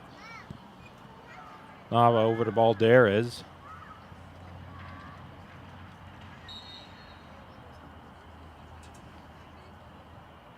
I believe they called Cleaver Salazar for being offside, so he came back to receive that pass.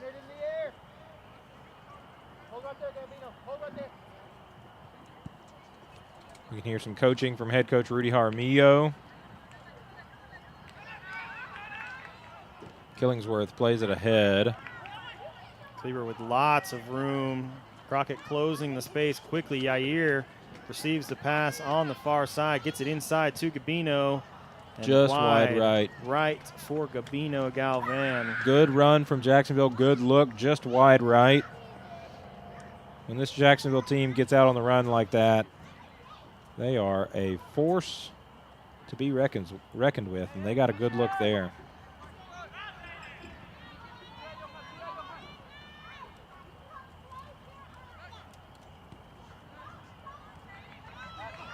Rangel intercepts that pass, finds Nava. Nava to Salazar, back to Gabino, finds Jacob. Now trying to find Salazar. Good defense, though, from Crockett, able to find Castillo and let him boot it away. Corey Simon now with the ball on the far side. Cole able to win back possession for Jacksonville. Really great play from Killingsworth. Played ahead. Jacob Gonzalez with the ball. Now, offsides.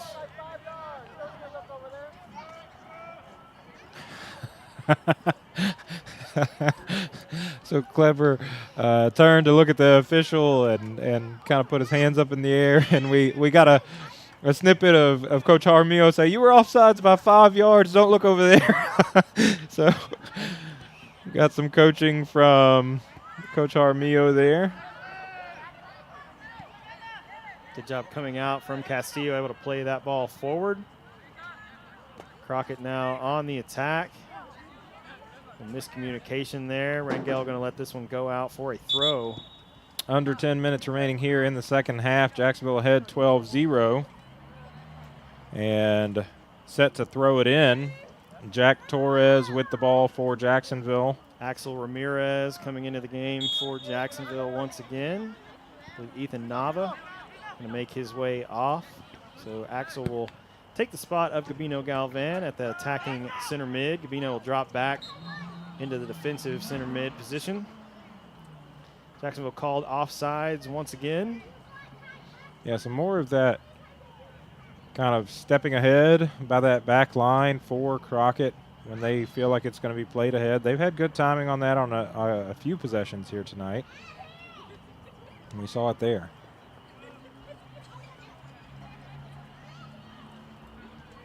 Nathan Morales going to send this away for the Bulldogs.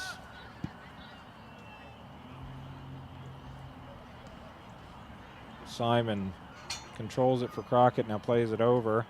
Back to center, but Johan Rangel gets it for Jacksonville and now sends it to Yair Balderas. Good ball from Rangel, and Balderas sends it out of bounds on the Crockett side of the field. Sends it far out of bounds.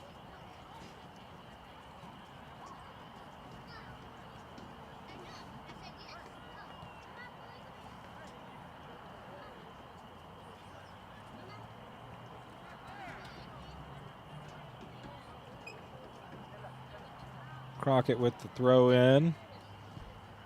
They play it near sideline. Quintero plays it back to Morales. Back to Quintero. Rangel on defense for Jacksonville.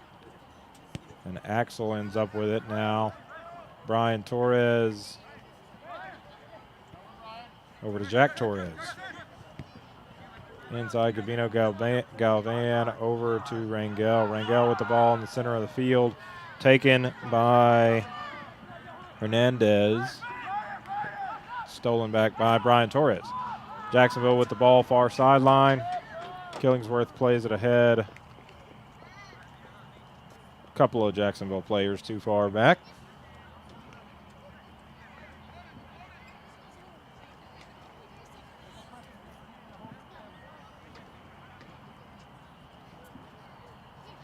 I guess Castillo just going to take his time. There was no offsides called. Jacksonville did not continue their run there. So Castillo, I guess, just going to take his time. Eventually, Jacob Gonzalez brings some pressure. Castillo throws it out, and now Crockett on the run. middle of the field, but controlled by Jacksonville as Brian Torres gets it over to Jack Torres, and now played back to Davey Smith in the goal. Davey to Brian, back to Davey. Pressure from Simon, played over to Jack Torres. Jack turns it back upfield, up this sideline. Good defense from Jaden Quintero. Jack Torres called for the foul, so that will set up a Crockett free kick. Nathan Morales set to play this ball in for the Bulldogs. Morales sends this one over the top. Davey waiting for it. Hard foul there on Crockett. Davey able to control the ball through the contact.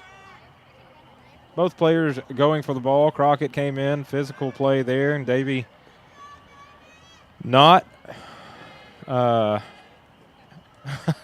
letting go of the ball. No, a lot of strength on that play shown by Davey Smith. Yeah, you know, Davey has made plays like that multiple times this season. A lot of times he doesn't have a player crashing in on him and making contact, but I think I'm trying to remember when it was. It was a week or two ago where one of the opposing players ran in and hit Davey like right at the end of the first half, which was kind of a strange play to see. I remember which game you were talking about. Ramirez cuts it back inside. Jack Torres gets the shot off. That one blocked by Josue Ramirez. All right, since we're kind of getting close to the end of this game, I'm going to step aside and turn it over to someone who knows, approximately a billion times more than I do about soccer. So Paul Travis, class of 94, is going to take over, and he'll wrap up this boys game with you, and then he'll be on the call for the girls game. I don't know if I'll be back on the commentary, so for all of those listening, thank you for tuning in. And enjoy the remainder of this boys varsity game, and then the second half of our varsity doubleheader, as after this game we'll bring you the Jacksonville Fighting Maidens against the Crockett Lady Bulldogs.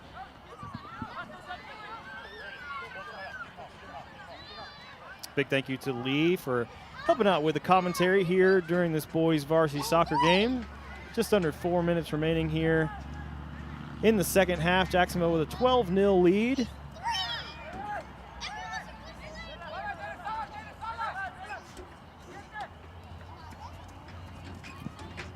Well, Ryan, what did I miss? A lot. There's a lot of scoring that happened here in this game. There's 12 goals. I must have missed a couple things. Yeah, it was 5-0 at the half. We had about 10 minutes of no scoring here in the second half, and then Jacksonville, I think, scored another 5 within about 7 minutes. So it was rapid fire from this Jacksonville team here in the second half. Trying to close out another district win, go to 11-0 in district play. Yeah, and not just a win, but another shutout. It is true. I think the only non-shutouts that this Jacksonville team has had has been against Madisonville. I think the first game was 4-1. Second game here in the Tomato Bowl was 3-1. So we've seen a couple goals from Madisonville, but other than that, Jacksonville has pitched a shutout in every game in district play. Axel going to find Brian Torres. Brian looking over the top for Jack Torres. Another offside is going to be called. It's tight.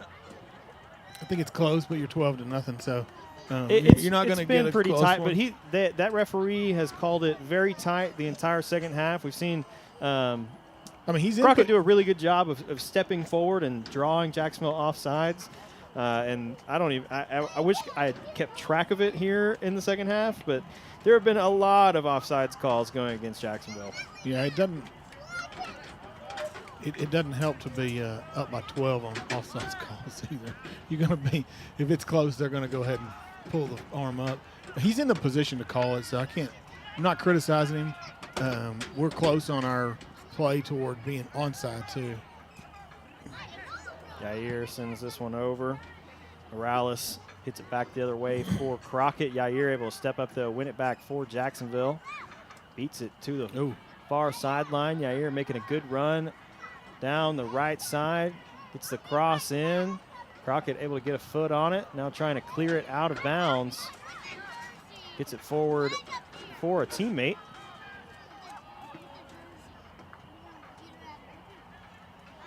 Crockett going to play this one to the far side. Now with some space, going to play this one over the top.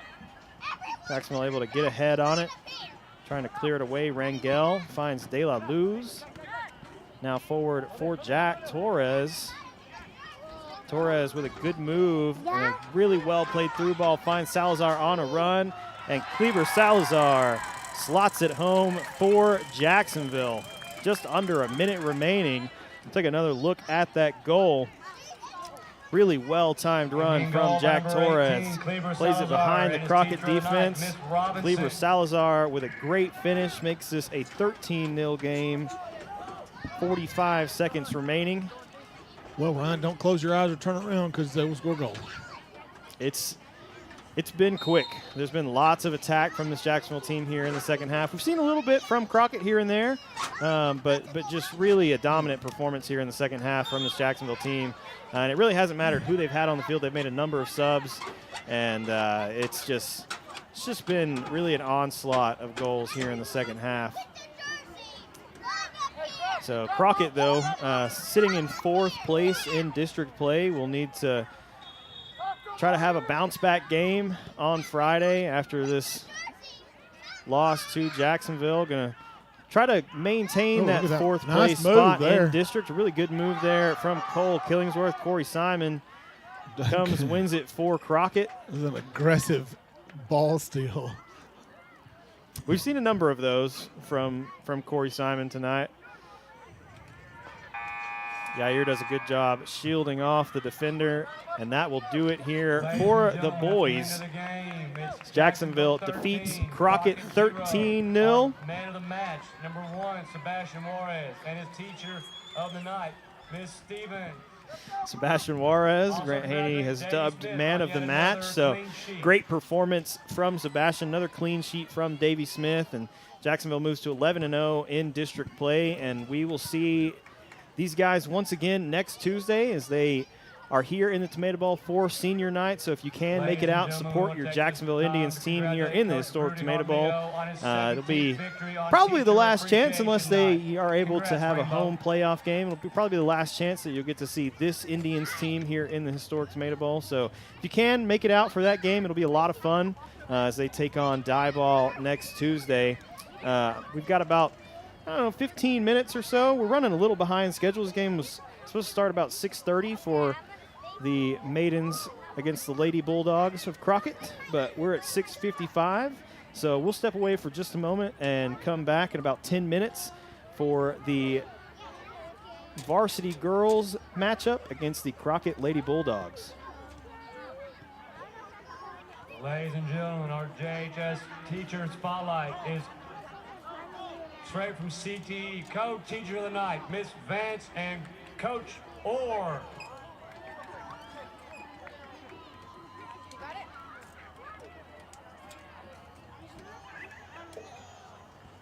I want to go back to Marine.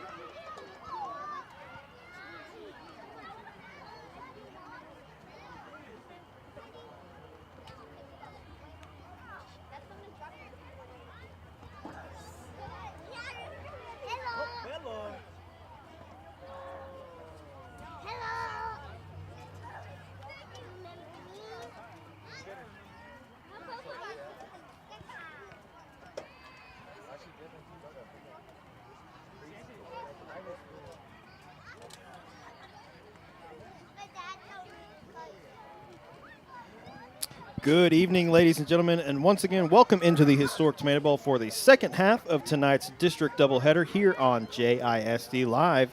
I'm Ryan Travis, class of 2014, and am joined once again by Paul Travis, JHS class of 1994.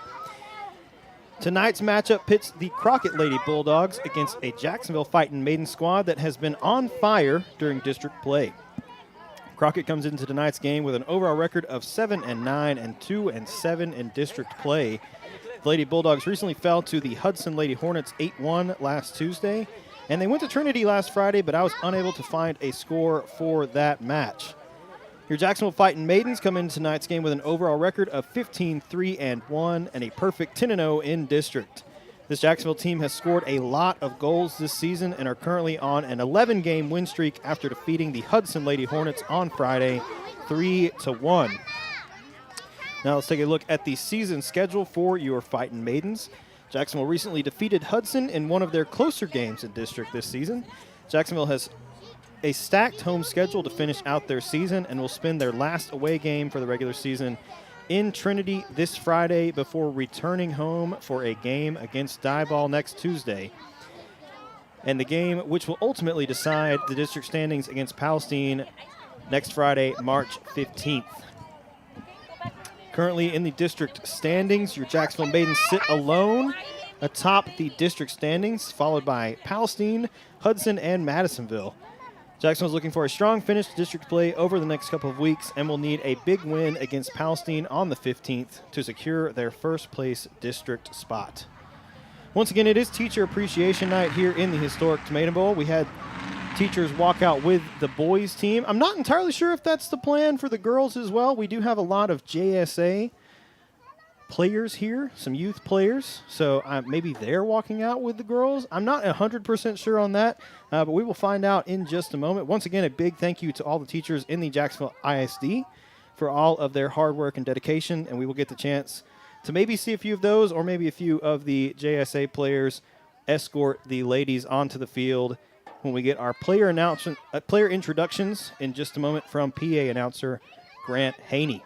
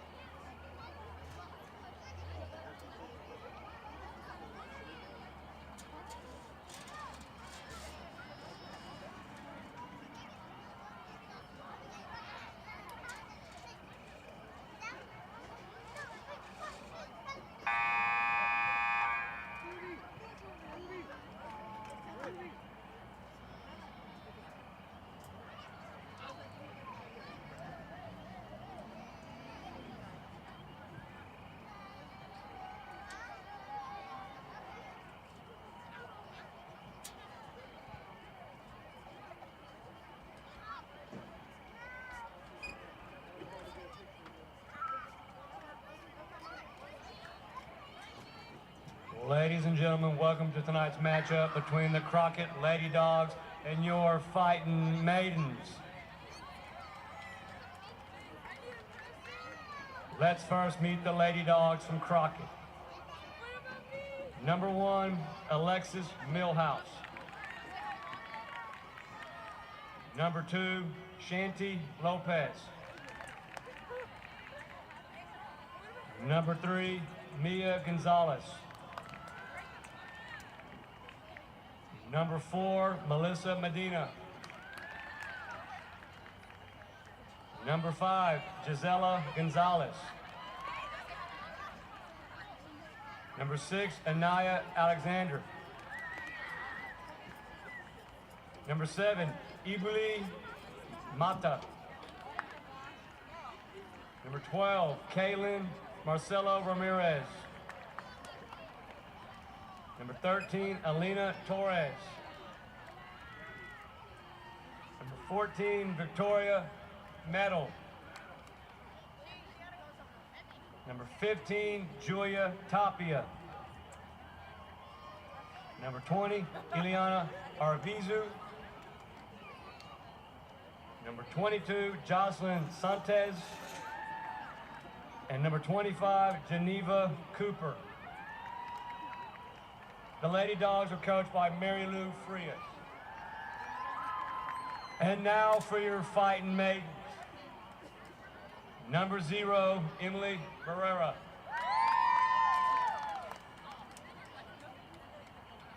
Number 1, Adriana Munoz. Number 3, Whitney Griffin. Number 4, Itzel Ardondo. Now number 5, Kelsey Domini. Number 6, Ara Castillo. Wearing the home number 7, Evelyn Lara. Number 8, Clara Guillen. Number 9, Alexa Medine. Number 10, Sofia Romero. Number 11, Joel McCullough. Number 12, Victoria Villanueva. Number 13, Elizabeth Nava. Number 14, Aurelie Ramiro. Number 15, Chesney Reed. Number 16, Lauren Wade. Number 17, Samantha Pacheco. Number 18, Mariana Ardondo. Number 19, Jackie Badillo. Number 20, Giselle Castillo. And number 21, Landry Harmel. The maids are coached by head coach Downtown Colton McCowan and Reynaldo Nighthawk Alvarez.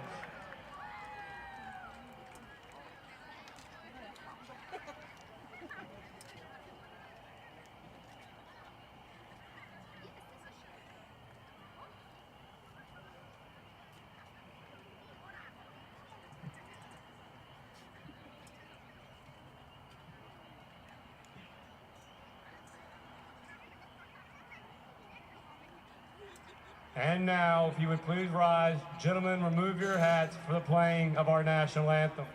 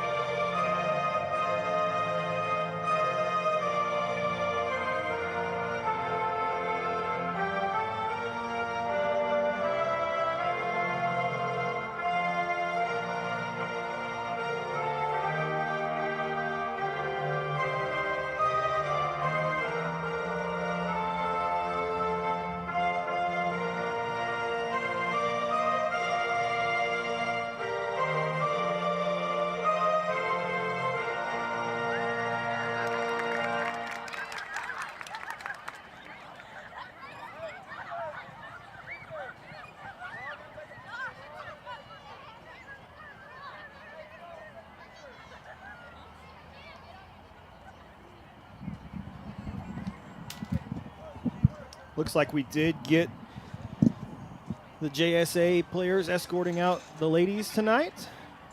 Good crowd here, as we've had Teacher Appreciation Night and JSA Night, I guess. So a really cool opportunity for the young players here that in the Jacksonville Soccer Association to get to escort out this varsity team. I'm sure we'll see a lot of these girls at some point.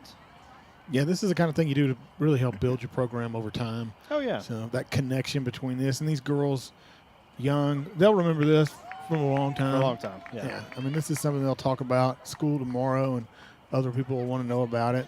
But it'll be a positive memory for them, and that's, one of the great things about soccer is you can make so many of those. Yep, really cool opportunity.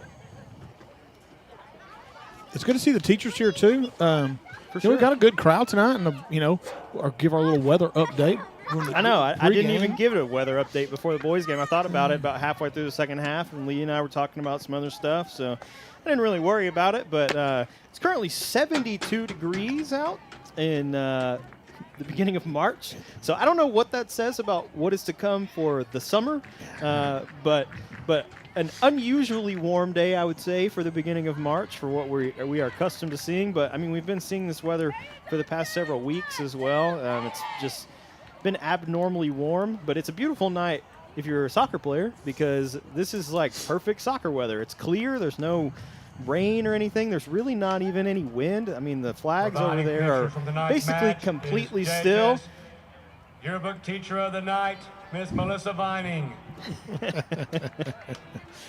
Never know. You never know what's going to come out of the mouth of PA announcer Grant Haney, and it's always enjoyable. I think when he called out the boys, one of the boys had selected Coach Cuton to walk out with him, and he is, I think, Corey Cuton.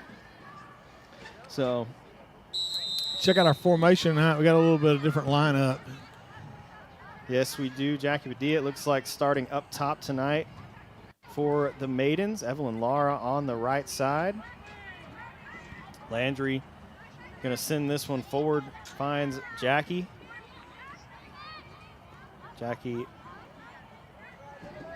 finds Lauren. Now over to... Got lucky. She got lucky that girl dropped back and put her on side. She was sitting in an offside position. She did. Evelyn with a good look at goal and a really good job from the Crockett keeper coming out, now making the save, and Evelyn going to be called offsides. Evelyn, just an easy ball across. I believe in goal tonight for the Lady Bulldogs is Alexis Millhouse.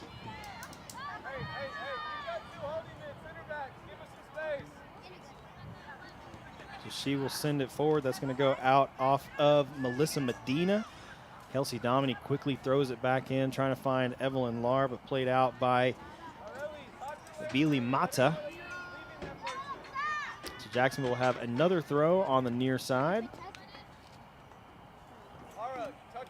Dominique quickly throws it in, finds Jackie. Inside for Evelyn.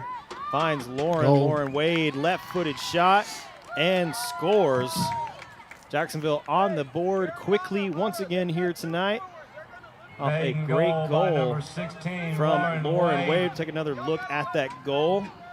Really well played ball inside. And Evelyn with a good pass finding Lauren open.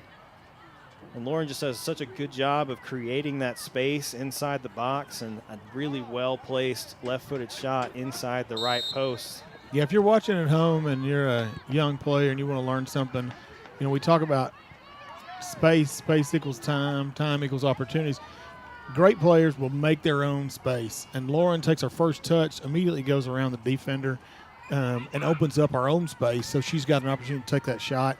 You could see it coming. We've watched enough games. She gets inside, the top of the box. She's right around the penalty mark on that one. I mean, it's just she's going to put that in the corner of the goal.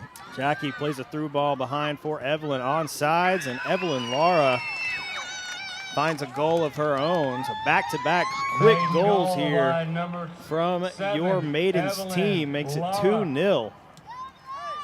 Take another look at that goal.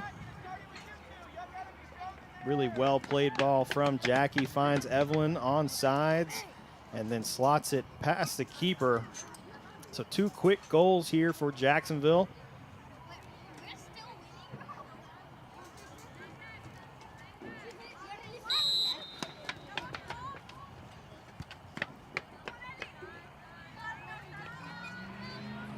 Ball makes its way across for Kelsey.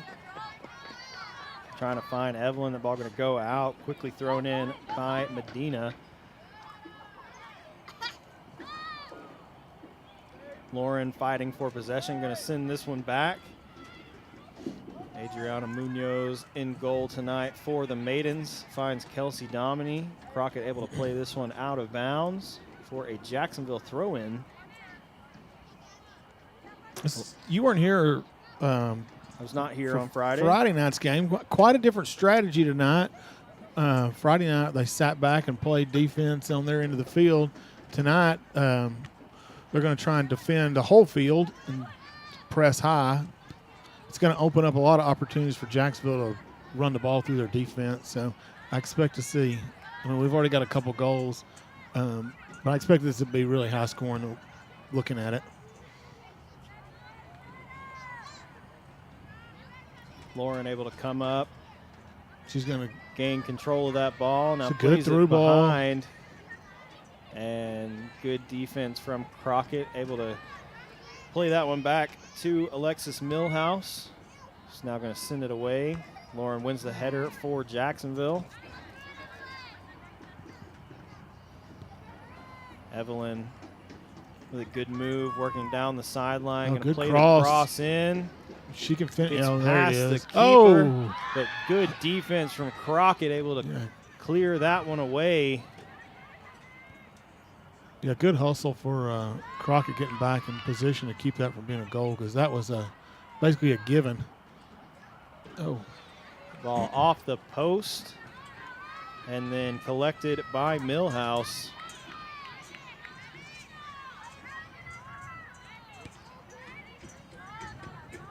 Ball played forward. Jacksonville first to it. Evelyn Lara finds Lauren. Now back to Castillo. they're holding their line really high. We got to.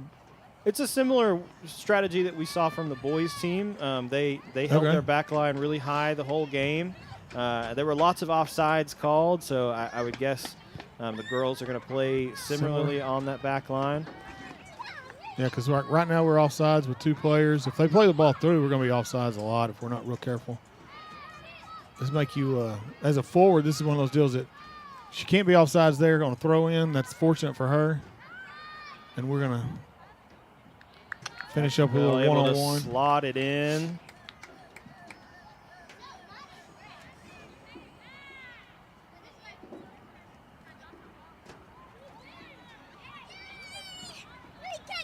Maiden goal by number 4, Itzel Arredondo. Itzel makes this 3-0. Take another look at her goal. Behind the Crockett defense off the throw-in. Able to control it and then play it past the keeper. It's a really well-played shot there from Itzel Arredondo. Makes this 3-0. Itzel able to immediately win back possession for the Maidens.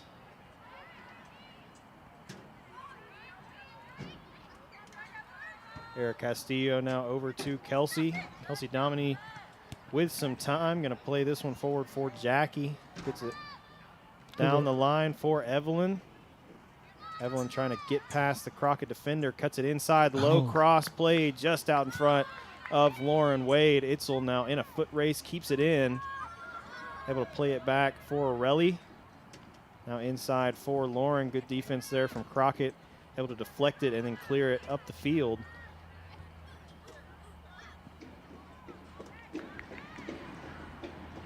Offsides.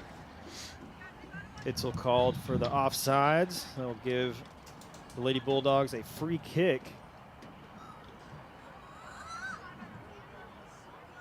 Yeah, I know you weren't here for most of the boys' game, but there was a number of times. There was one time in particular where they were basically right in front of me on this around the 40-yard line on their end of the field, and it was noticeable as Chris Cardenas was about to play the ball through. All of their defenders stepped forward and drew Jacksonville into an offsides position. So we saw that a number of times. There were lots of offsides called in the first game, and I don't know that we'll see that step necessarily forward from the girls, but I would think they're going to try to play the offsides trap as much as they can tonight. Yeah, I haven't seen them be active like that and try and step forward, but I do see them hold their line. Usually when you see a team that does that, they got speed so they can recover. It's one of those things you look at, what are your opportunities for the game and what can you work on. If you know that's what they're going to do and you recognize it early in the game, as an attacker, you've got to learn how to time your run appropriately. If you take off too early, you're going to be offsides. But if you can watch your teammates and realize when they're about to pass and make your run and maybe change the shape of your run from straight downfield, not running so many vertical lines, add some curves and some angled runs into it to create those opportunities to build speed and take advantage of it. Get another simple cross. Oh, just wide of the goal. Shot just wide left. Really well played ball in from Evelyn to find Jackie. And Jackie turned it on goal just a little too far across the face. With all the time in the world. She did have lots of time, yeah. I mean, and she was so casual about turn, take a shot. She usually kicks it hard. She really didn't, she's got a lot of power. She didn't even kick that ball that hard. She just turned and placed the ball and went maybe 1 foot wide of the post. Jacksonville's had, we already scored 3. They've had some other, real close opportunities. Hit the post, had a well-played ball across the front that Lauren couldn't quite grit to. Lauren plays it inside to Itzel, onside. Oh, good defense. Millhouse comes out, gets a foot on it. Ball deflects to Itzel, and she's able to finish for Jacksonville. So that'll make it 4-0. Take another look at that goal. In goal by number 4, Itzel Ardondo. Gets behind. Second of the night. Thought Millhouse was going to make the save. If she had come out with her hands instead of her feet there, I think she probably would have made the save. But coming out with the feet, sometimes it can take a strange deflection, and it just deflected literally right back to Itzel. And a really good heads-up play from Itzel to realize, that ball is right at my feet, and just then keep able going. to play it in. Nice touch by Sophia, setting that ball to Lauren. One-touch volley out of the air with the right touch. Itzel looking for Jackie Badia. Jackie with a move towards the inline. Cuts it back, left-footed cross coming in. Itzel not able to get a foot on it off the cross. Crockett now trying to get it out of their box. Itzel able to win it back. Finds Lauren now over to Arelli. Eric Castillo finds Kelsey Domini. Kelsey looking inside for Evelyn. Evelyn going to take the shot. And a great shot from Evelyn Lara over the outstretched hands of the keeper. We'll take another look at that one here. Maiden goal by really number good 7, shot Evelyn Lara. from Evelyn. Her second, earning her Kelsey a brace. plays it in, finds Evelyn, and then just under the bar from Evelyn Lara makes this 5-0. Jacksonville now going to make several subs. Sophia Romero, Giselle Castillo, Jewel McCullough checked into the game for the Maidens. I believe Mariana Arredondo also came into the game. It was either Mariana or Elizabeth Nava, one of those two. I couldn't quite catch the number. Giselle now sends this one through the Crockett defense. Keeper comes out, plays it forward for the Lady Bulldogs. Crockett trying to maintain possession. Landry steps up, trying to clear it away, able to win back the ball. Now this ball played inside for Sophia. Sophia trying to play a through ball for Jewel. That one deflected away by Crockett. Sophia able to win it back. Now looking across the field. On sides for Jacksonville. And then finally cleared away by Crockett.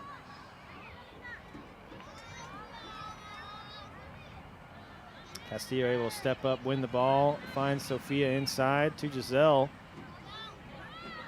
Giselle gets the ball through. Sophia slots it past the keeper, just wide. Jewel can't quite get there.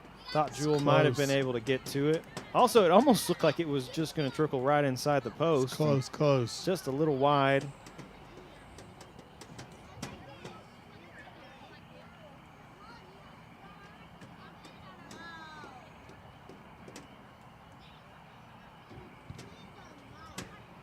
Goal kick comes out straight to Jewel McCullough. Makes a move to her right, trying to get a low cross. Crockett able to deflect this one away and now clear it out of their box. Ball going to find Medina. Good defense, though, from Sophia. Eric Castillo steps up, hits a head on it, finds Giselle. Now over to Sophia, trying to get that ball through for Giselle to run onto. A little hard, a little too much pace on that ball from Sophia. Millhouse now sends this ball away for the Lady Bulldogs. Crockett able to get a head on it. Pass comes inside. R. Castillo steps up, intercepts. Landry sends this ball over to Alexa. Now over to Kelsey. Get a little opportunity to work on our possession out of the back here. Crockett able to win it back. Alexa wins the header. Ball sent forward once again. Kelsey able to get a head on it. Finds Sophia. Sophia finds Giselle. Now back over to Sophia. Sophia with lots of space.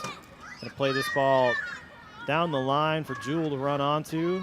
Jewel going to cut it inside the 18. Low cross comes in and a really well executed play there. Giselle Castillo able to finish that one in the back of the net.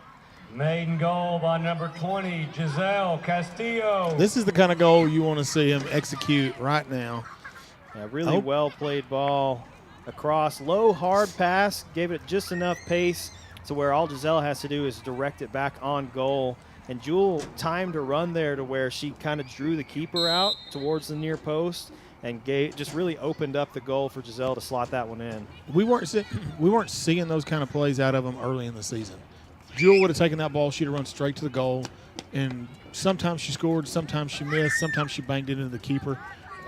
When they execute a play like that, your likelihood of scoring, 90%. So it's much better odds. It's the kind of quality ball. Most of the teams don't know how to defend it correctly. You could see the attacker for Jacksonville comes and gets, their ball side. Like the defender that's supposed to cover her is on the wrong side of her. When you look at it as a defender, where are you supposed to be? You got to be able to see two things. You got to be able to see the ball, the person you're supposed to be able to cover, and you got to be between them and the goal. You can't be behind them. You aren't able to defend. And it's one of those things when you take the ball down there and get to the end line and make a negative pass back like that, at this level, lots of goals can get scored. Ball played through for Kelsey, gets a shot on it. Wide right into the side net, so it'll go out for a Crockett goal kick.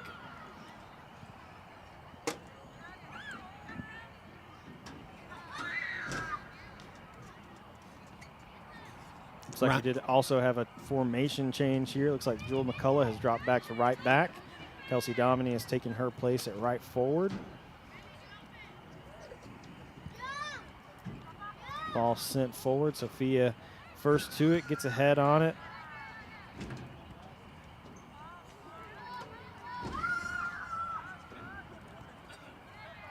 Jacksonville working the ball around well, trying to get a through ball for Giselle. Millhouse able to come out, make the save.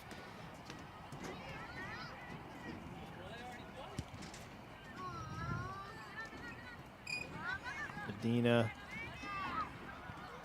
trying to collect for Crockett. Ball gets sent across the middle. Crockett now on the attack. Playing this ball over the top. Landry going to play this one back to Adriana. Aggressively. Kind of a hard pass back to Adriana, trying to be able to control it. I believe there was Anaya Alexander closing in for Crockett. Really good opportunity for Crockett. Really the most dangerous opportunity that we've seen so far here in the game. Hey, it was pretty dangerous. I don't want to make jokes. So. It was. I mean, I do, actually, let me be honest with you, Ryan. I do want to make jokes. I don't want to make anybody's parents mad at me. So I watch high-level soccer. I watch a lot of soccer. You know that. And I'm watching, Mexico and Uruguay on, that I recorded for women's soccer the other day in the CONCACAF game. Giselle's shot. A little high. But they make mistakes, too. I mean, you see professional players that are the best 11 people that can come from the country to play, and they make a pass to somebody that doesn't go the right way. I watched one, and the girl turned around the other day, and, this is, again, professional level, international soccer. She turns and makes a 20-yard pass, supposed to go to her teammate. She has no teammate in the area. It goes directly to the opponent, who now has a run and almost gets a one-on-one with the keeper because of it. It happens. It's just soccer is a mistake-prone game. I always tell parents when I was working with players, understand, don't get mad about one play that happens during the game. It's not about whether you make a mistake or not. If you play enough soccer, you're going to make mistakes. The question is, how do you respond to it? Do you let that one thing bother you, or do you just get back up and keep going? Because there's no stoppage in this game. If we play a football game, the football coach gets you to bring you over the side between plays and say, hey, keep your head up and keep going. In soccer, do that. There's nobody waiting on you. You got to immediately respond in a positive way and be able to turn it back on. That's one of the things I love about soccer, because it's so autonomous on the player. They've got to be able to respond in the moment and do it quickly.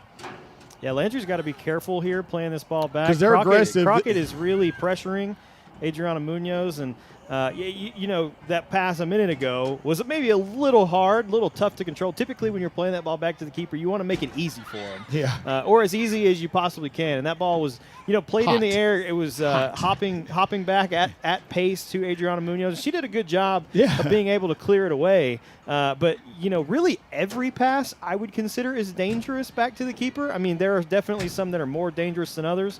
But it's different when you make a pass back to a defender and you've got still the goalie behind you. Yes. But when you pass it back to the keeper, there is nothing behind them. There's no one behind them. If they make a mistake or if the ball comes back and takes a deflection off of them, I mean, you see it in professional soccer too, of where it's a ball's played back and it's misplayed by the keeper, or there's someone really closing in and pressuring like we've seen from Crockett so far in this game. Cross comes in off the corner. Jacksonville able to head it away. But really every pass I would consider is dangerous back to the keeper. And we've seen the boys do it too. I mean, they do a really good job between the defenders and Davey of controlling the ball really well back there. But, I mean, there were even a couple times tonight where I was like, ooh, that's really close for you to be playing that ball back to Davey, because they're pressuring when the ball is played back to the keeper, both on the boys and the girls' side. Jewel looking inside, finds Giselle. Shot taken. Scored. And scores. Yeah, used to they kind of had some fundamental rules about when you pass back to keepers. It's changed a little bit now. There's expected more out of your keeper than they did, especially number 20, Giselle Castillo. 30 years ago when I played, the keeper's position was a lot different. They didn't, they weren't expected to be essentially a field player a lot of times during the game and act as that, last real defender. And we didn't see the quality build out and stuff like that you see today. But they did have kind of fundamental rules about it. If you were going to pass back to the keeper, you're supposed to pass wide of the post, because you didn't want the ball to accidentally roll in the goal. Oh yeah. And now you see players turn, not just at this level, but you see it in a professional. They'll turn and pass the ball back to the keeper. They'll pass a hot pass back to him, and the keeper's got to make a pretty dynamic play with their feet to be able to keep the ball from going in the goal, because they, just basically take shot, shoot it back to them. But that's also the quality of the goalkeepers that are available now, and how much they've changed over the course of time. Now, speaking of the play and how dangerous things can be, I'm watching the highlights from the U.S. women's team play in Colombia, and they had an issue where we talk about them building out of the back on a goal kick, and it's a real simple play, and the goalkeeper passes the ball to the defender, who's basically standing on the corner of the 6-yard box, and she just receives the ball and passes it. I think she passed it back to the keeper. But what she doesn't realize is that the U.S. women's forward is in a full sprint, comes in and challenges for it, and I mean it's almost a goal. And there's another goal for Jacksonville right there. Quality shot from just outside the top of the box. put that one right under the bar. Maiden goal by number 20, Giselle Back-to-back Castillo. goals giving for her a hat Giselle trick for the Castillo. evening. Gives her a hat trick. Well played ball. Jacksonville Oh, okay. I got the able wrong. to fake it, and then Giselle off the crossbar and in. She Makes hit it this from the 8-0. She hit it from the penalty mark, Ryan. I was sitting here talking. I thought the player behind her hit it from the top of the box. That's why Okay. they. I was looking at you. I almost missed it. I needed the replay too. Yeah.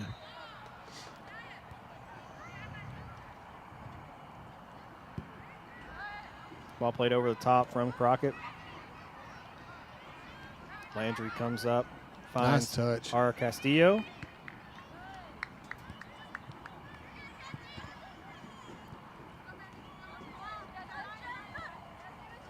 Chesney Reed fighting for possession. We'll play that one out of bounds. Looks like they're going to give the ball to Crockett. Medina set to throw it in for the Lady Bulldogs. Oops. Don't bump in the back. So we're letting some of the. This team doesn't have a JV, so it looks like some of the players that normally were on the JV squad are getting an opportunity to come in the game tonight. Ball played over the top. Sophia, hard touch from her. Chesney able to come back, play it to Jewel, sends it forward for the Maidens. Crockett trying to keep possession. Whitney Griffin now trying to play it forward for the Maidens. Crockett able to play it out for a Jacksonville throw-in.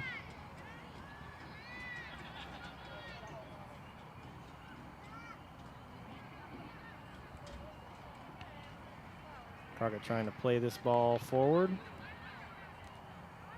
Good passing from the Maidens on the far side. Crockett trying to clear it back the other way.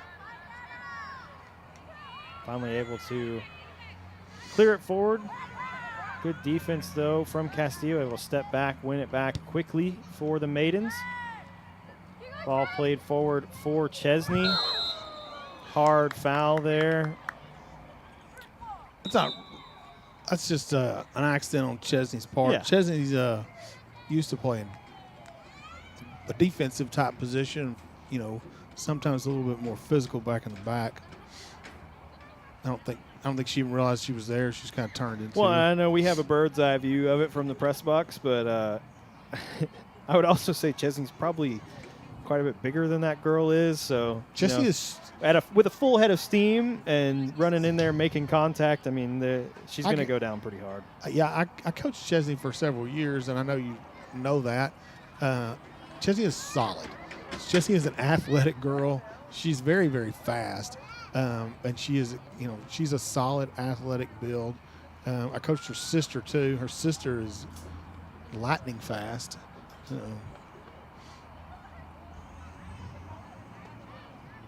Yeah, it looks like a Beely Mata being helped off the field. So hopefully she will be okay. Just under 14 minutes remaining here in the first half.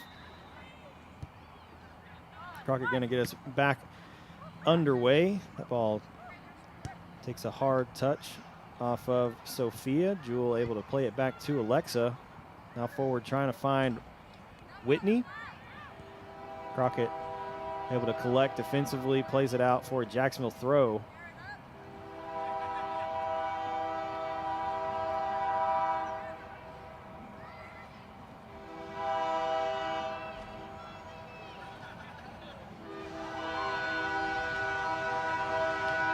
Whitney makes a good move. A little too far out in front of her, though. Millhouse comes out, collects for Crockett.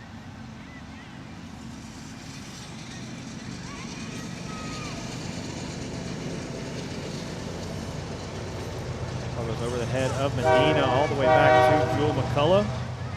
Got a little train coming by. It wouldn't be the Tomato Bowl without the train.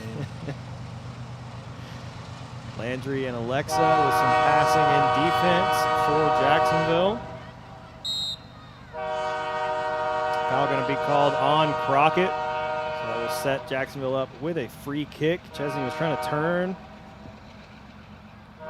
I mean, it's nothing malicious on that. No, it's just a little, Either one of those deals. clip of the it's feet, just- and she just- went down. So It's just one of those, kind of get tangled up once in a while.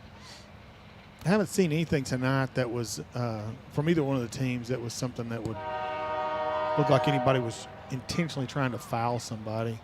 It's a good catch by the keeper. Yeah, good catch off the bounce from Millhouse. That one kind of took a big bounce off the ball from Landry Harmel. Her punt immediately won by Jacksonville. Whitney making a move to the outside. Now going to cut it back inside. Crockett able to win it. Trying to play it down the far side of the field. Jacksonville quickly intercepts. Now back on attack.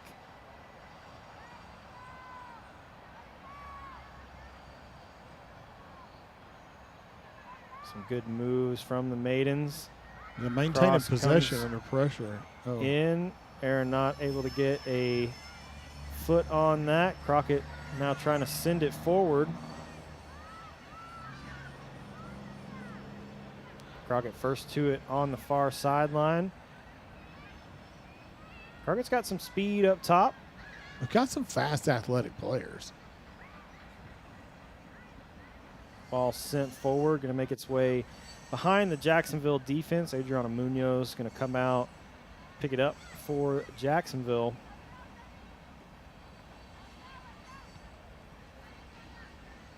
Munoz's punt high into the air. Chesney trying to let this one go where she can run onto it. Close, Trying to close, get past Chesney. the Crockett defender. Ball's going to go out for a Jacksonville throw-in. Actually, looks like referee going to say that was off of Chesney. So that will be a Crockett throw-in. Yeah, Chesney's extremely fast, Ryan, if she can get around that girl. The thing is, Chesney can really only kick with her left foot, so I'm not sure what she's going to do when she gets around her. I mean, if she can only kick with her left foot, putting her on the right side is maybe not the best position. Just throwing that out there. It's definitely, if you can cut it back in and cut it back towards the penalty spot, you can get a good left-footed shot. But in terms of like getting a cross in from that right side, if you're left-footed, is not the easiest thing to do. I'll just put it that way. That's extremely awkward. So, Chesney, I'll kind of, brag about her. She's a great kid. So, I mean, as far as coachability and stuff like that, as a player, she was somebody who was always in a good mood and came to practice. And whenever you talked, she listened and she wanted to do what she was supposed to do. Just a really great, great young lady, and I enjoyed getting an opportunity to work with them. Whitney's on the other side of the field. She doesn't have the ball right now. She's kind of in the middle, about to receive this one. Yeah, Whitney was one of the players also that I worked with. She's right-footed, by the way. Lauren going to play this one back to Jewel. Good through ball for Whitney. A little too hard of a touch there. That's good. Millhouse able to collect for Crockett. It's a really good ball. Just a little too hard of a touch there off the foot of Whitney Griffin. Yeah, Whitney's a really determined player. Typically she would play right wing for the team. And, I mean, it's not that this is don't take it wrong as I'm saying this is in the wrong position. Every team's going to have different aspects of the deal. And, when we were playing, I had 11 players and trying to put them in the best spot for that game. Yeah. It's totally different here because it's a different group. There's only 2 of them that out there right now that really played with me. But, yeah, Whitney was a really determined player. She played right wing. She would make runs and make crosses. That was one of the things she would do really well is just be real aggressive. Like, she gets a chance. I mean, she'll go hard to the goal.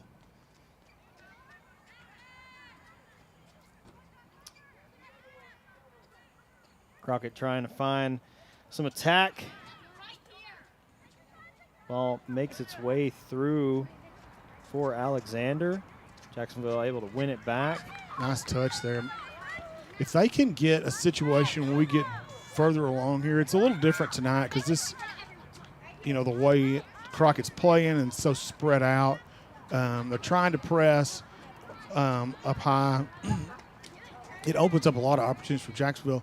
But if they can get a connection between Lauren and Sophia, in that center midfield. They will be dynamic. Those are the two of the best center midfielders that we've ever had for Jacksonville, for sure. I'm trying to think who you could stack up against them over time. But for sure, in our teams we've played, that I've watched a bunch of games this season, I haven't seen anybody that's got a pair of center midfielders that can play with the skill and the determination that those two play with. If they can figure out how to get their combinations together. We've seen it time here and there. Nothing like really consistent throughout the season between those two. I mean, a lot of time lately they haven't even really been on the field a lot at the same time. But the two of them being able to make those quick passes and create the space and draw some defenders towards them because they are just so dynamic. And a lot of times, we'll see Lauren and I mean, this is really the first season that we've gotten to see Sophia. She is a freshman. I mean, both of them are young. Lauren's only a sophomore. She's only a sophomore, but we saw Lauren last year. It was able to draw several defenders over to her, especially like in the midfield. We saw it a number of times throughout the season, but especially during that Salina game, it seemed like every time she touched the ball, they had at least two girls within a really close proximity, sometimes three.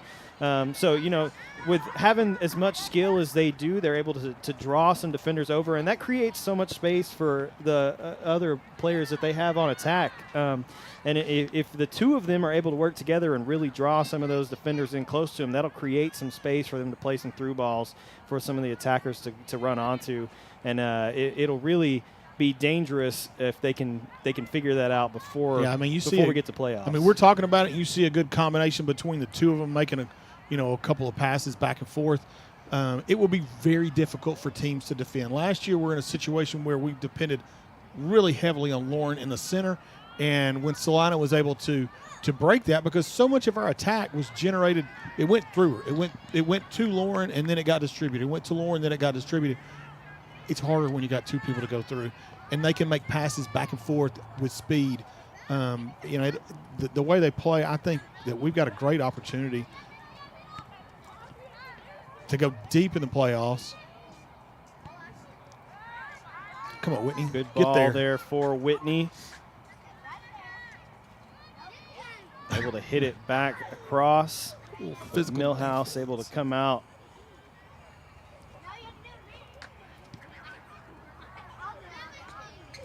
Punt won by Jacksonville. Crockett now sends it out of bounds for a Jacksonville throw-in.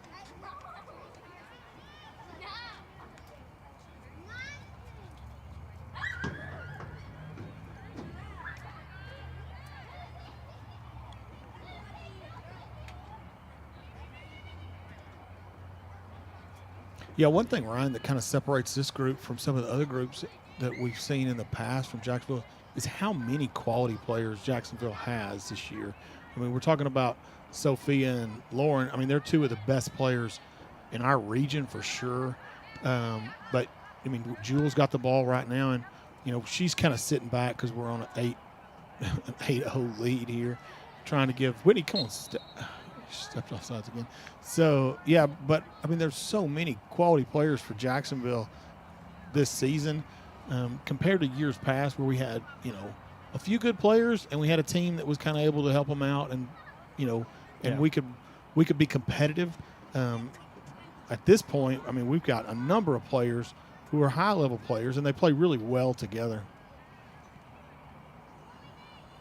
Yeah, they do. Another ball played forward for Whitney. Trying to beat this one to the end line. It's going to go out for a corner.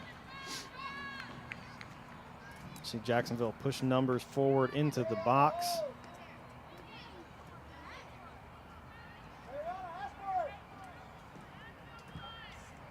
Good ball played in. Jewel gets a head on it, and it finds the back of the net.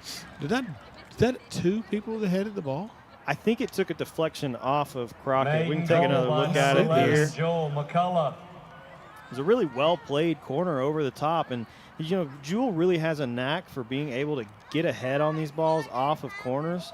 I'm not sure if that took – I'm pretty sure it hit off the head of a Crockett player and took a deflection into the goal. But I'm also – like, Sophia was in the area. I know. I couldn't tell who really it hit close. off of. I couldn't tell who it hit off of. But the first initial contact by Jewel was a really good header. She's had several of those this season. Like you said, she got a knack for it. She gets in there. You know, I kind of joke around about their their stationary position that they all go stand basically on the 6-yard box and wait for the ball to come in, and it's a little bit unusual.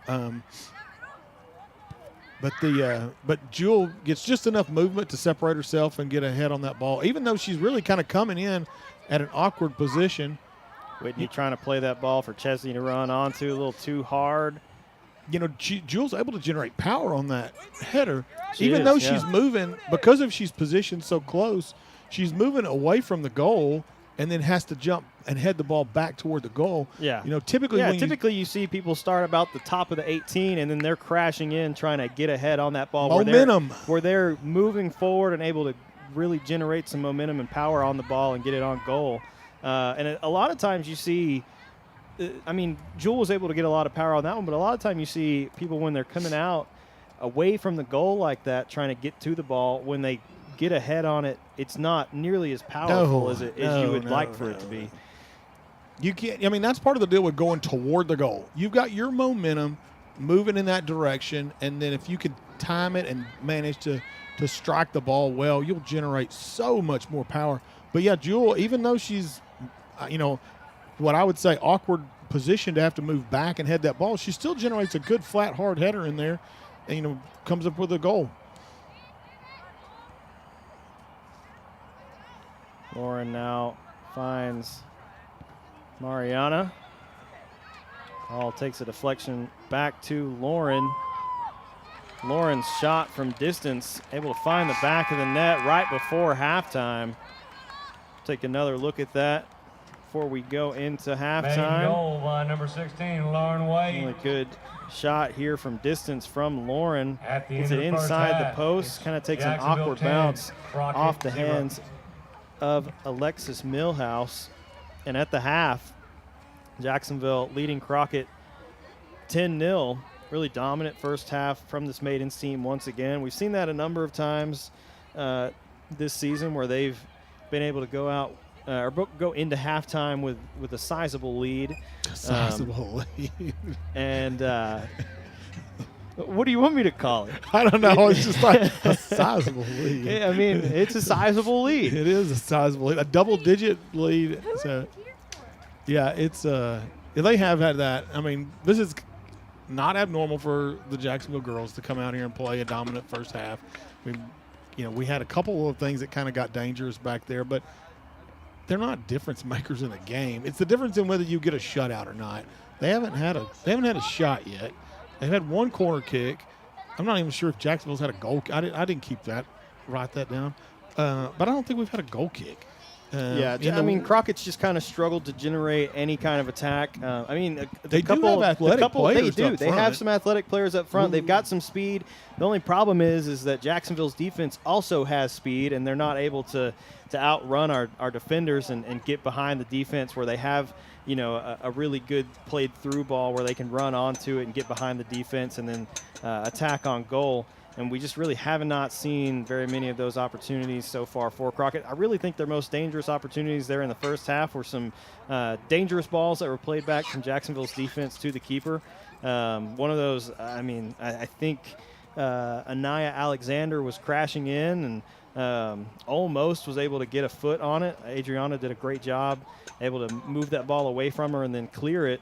But that was probably the most dangerous opportunity that Crockett had in the first half. And in the second half, they're definitely going to need to be able to press those forwards high and try to, almost have some offsides calls just to be able to play that ball over the top. You'd almost rather have an offsides call where the girl is getting a through ball, running past the Jacksonville defense, and having a dangerous opportunity on goal. And it may be offsides, it may be not, but if they're going to generate some attack here in the second half, they're going to have to use the speed of their forwards.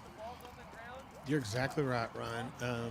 They've got to get a ball over for them to be able to try and get a chance at it. Jacksonville's just so much better with their possession. So I'm kind of interested to see what changes Jacksonville makes coming out for the second half. You know, he's moved some people in that, you know, JV, you know, typical JV. How do I say? That's the wrong way to say that.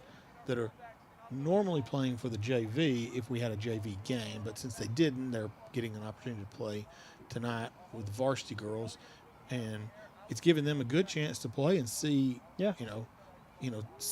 get to mix it up with, you know, varsity team with some of the varsity players, because next year they're going to be on the varsity probably, and I mean, we haven't had a whole lot of JV games in general for the girls program this year. I mean, for the remainder of the season, I think they have one. They played. They did not have a game tonight. There will be no JV game against Trinity on Friday. We're doing a doubleheader again next Tuesday, so there won't be a JV game then. So really, the JV only has one more game against Palestine, the last game of the season. So you're getting to see some of the girls that have gotten moved up from the JV squad here tonight, and I think it's really positive for the varsity program in the future to get those girls on the field and working with the current varsity players as much as they can. I agree, Ryan. I think it is good that he's doing that and gets them in there to, you know, give them an opportunity to play and experience that, because, you know, next year they'll probably be in the mix. There's several players that are going to graduate and, you know, they're going to have to be replaced. We've got, you know, I know there's some quality players coming in from the 8th grade, but there's not, you know, they'll be coming in as freshmen.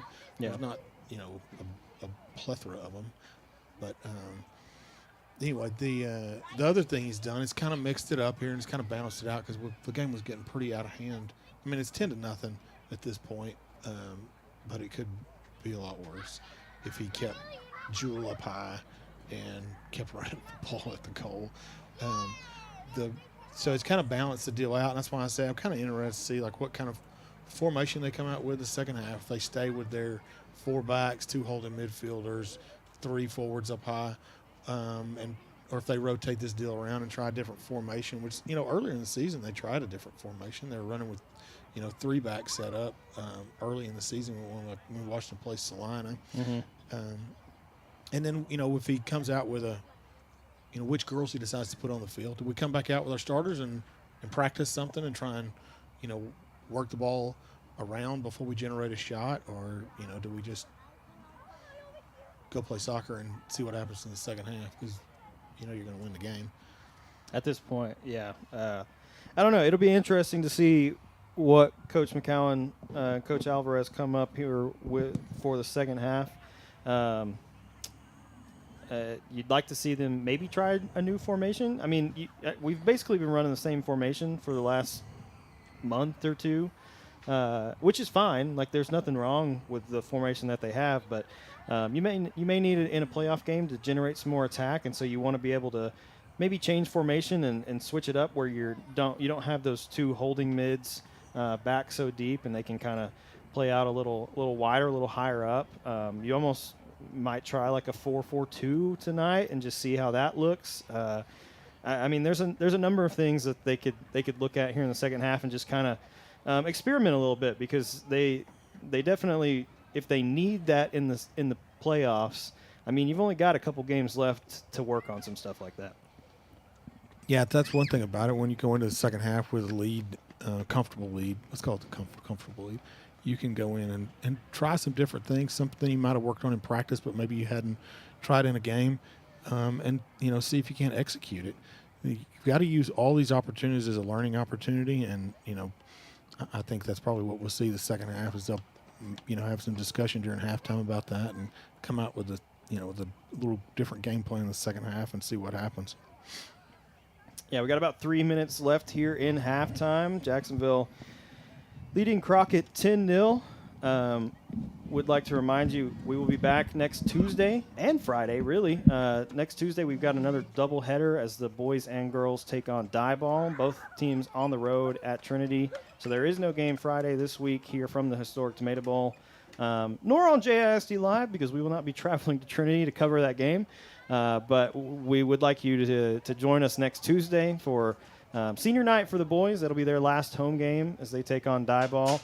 And then the girls will have their senior night on Friday against Palestine on the 15th. We'll step away, take a break for just a moment, and then rejoin you here in about 2.5 minutes for the second half of play.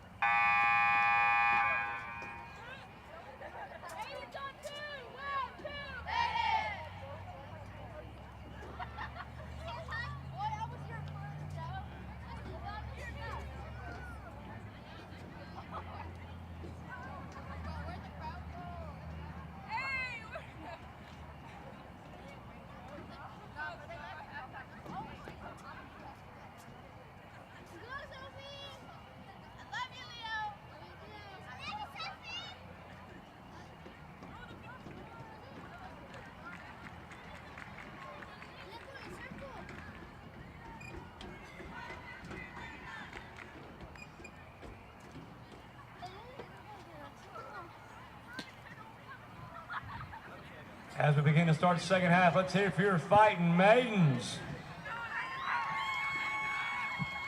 Woo. Looks like we are somewhat back to a starting lineup. Lauren and Sophia, along with Mariana Arredondo, looks like in the midfield. Jules out on the right, and Evelyn Lahr is going to be on the left with Jackie in the center. Yep, up top we have Areli Landry, Alexa Medellin, and then is that Eric Castillo that they got back at right back over there now? Oh, good ball played behind for Jewel. Jackie poked that one in the back of the net. Jacksonville scores first 20 seconds here in the second half. Maiden goal by number 19, Jackie Badillo.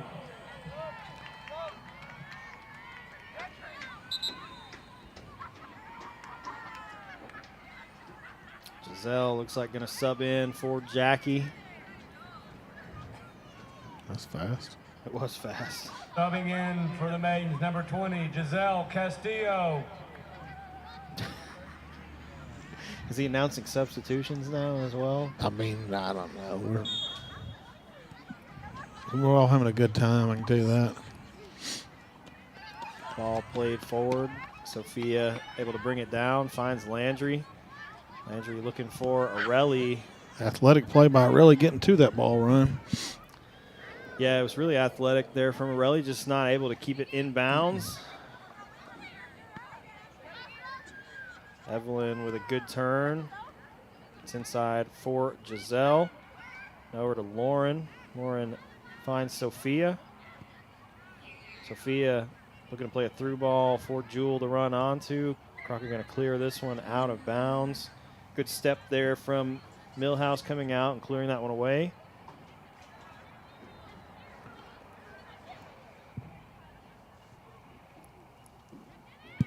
Jewel receives the throw in, finds some space, gets the cross in, and Millhouse comes out.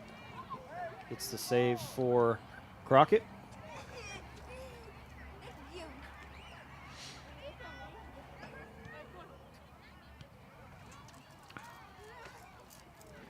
Jacksonville winning the ball once again. Lauren looking for Arelli. Arelli trying to find Evelyn. That one goes between the legs of Evelyn and Lara. Now cleared out of bounds by Crockett for a Jacksonville throw. Arelli going to step back and throw it in for the Maidens.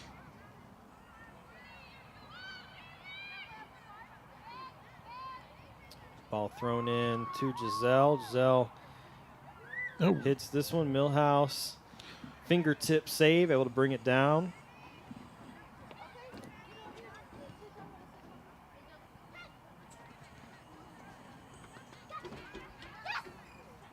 Jacksonville quickly wins it back. Sophia looking for Lauren. Ball makes its way over to Evelyn, able to win it back. Crockett contesting, trying to win the ball back. Able to keep it in bounds. Evelyn fighting for possession. Now finds Arelli. Arelli with a good move, gets past the defender. But Crockett going to play it off of Arelli out of bounds for a goal kick.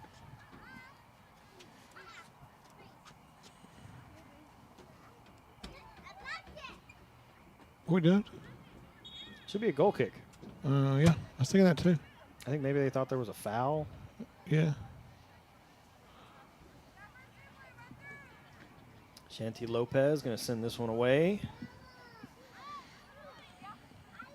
You didn't watch last week's game, did you, with the Landry got called for a two-touch on a goal kick? I don't think so. It was never seen this play before, so I'll kind of give you a little scoop on it here. She goes out, sets the ball down. She ties her shoe real quick, stands up, pushes the ball forward, sets it on the line. That's her first touch.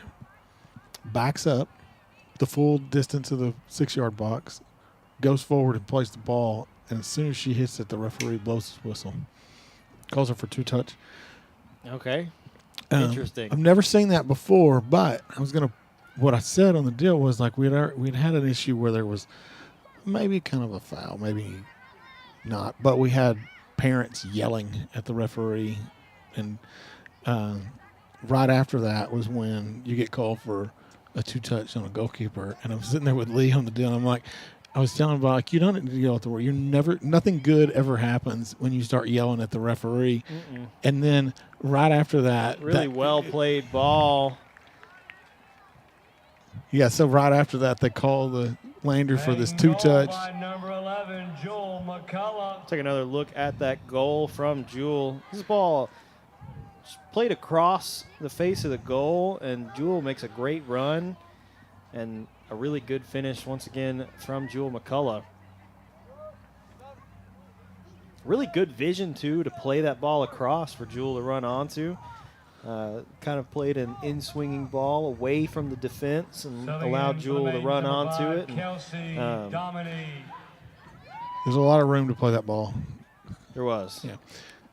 Jewel going to sub off. Kelsey Dominy checking back in for the Maidens. She's going to move back to right back. I believe that is Eric Castillo that is now up top. I can't tell. I get some of them mixed up. I do a little bit too, and it's I really call it's one of really them tough so to see some of the numbers, especially that far away on the opposite side of the field. Arelli finds Lauren. Lauren over to Sophia. Good passing between Lauren and Sophia. Kelsey now sends this ball forward. Millhouse going to come out collect for Crockett. Yeah, Ryan, so many of them are so similar in size and build, and they have brown hair and a ponytail. Yeah, that is one thing about Landry. She's really easy. Well, one, she basically always plays center defense. She doesn't really get moved around at all. But she also has, like, bright red hair. So it's pretty easy to tell which one that she is on the field. But I'm not – do we really have – I don't know if we have any blonde-headed girls on the team. Dominique. She may be, like, the only one. Yeah, there's lots of brown hair. Most of them wear their hair in ponytails or like a long braid ponytail. And so there are plenty of times where it is tough to tell who is who. Yeah. Yeah, I called, I don't know which one it was now, but Sophia, and then Sophia subbed in. I'm like, that wasn't Sophia when I was saying she was not even on the field. Yeah. Sophia able to find Kelsey. Good defense, though, from Crockett, able to steal that ball away from Kelsey Dominy. Now Crockett trying to get some attack, get the ball through for their forwards. This ball going to be played back to Landry. Landry across for Sophia. Sophia now looking for Castillo up top. Actually, that may be Itzel. I'm not sure. It was so far away. It's so far away. I do not have binoculars, and we're going to get a corner kick. Yeah, looking at the pass back, coming from Lauren back to Landry, recycling that ball back to the middle of the field like that. That's one thing they've got a good opportunity to work on tonight is continuing to push that ball back to the defense and restarting the thing. There's no reason you can't take the ball down. You don't get a good look the way you want it. Just bring the ball back to the defense, recycle the ball around, and give them some touches on the ball too. Because a lot of times we come in here in these games, like Landry doesn't hardly ever get the ball. In a good cross played in. I think it went off the knee of Evelyn Lara over the goal, so we'll go out for a Crockett goal kick. Yeah, when we talk about this team preparing for the playoffs, that's one of the things you're going to want to be able to do when you get to the playoffs is depend on your defense to be able to control, have patience with the ball, and make a quality pass out of the back, not just kick the ball away, and play that type of soccer. And so these kind of games, if you can get a chance and just swing the ball back to the defense, start the thing over, and build it out of the back. Let them have an opportunity to get those touches in, and don't just basically spectate because there's no pressure.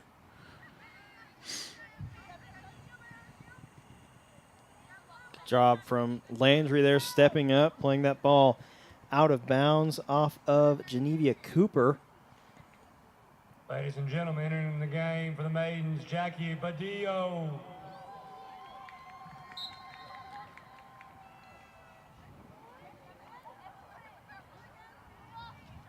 Crockett going to play this ball back out of bounds for a throw-in.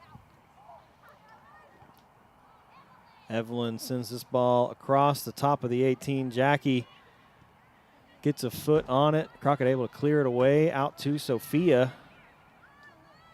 Sophia now across for Dominy. Dominy going to send a cross in, trying to find Jackie. Crockett able to turn that one away, back up field. Sophia steps over, quickly wins it though. Mariana finds Arelli, now looking for Jackie. And Jackie going to be called offsides. Another good defensive play from Crockett, able to draw the offsides.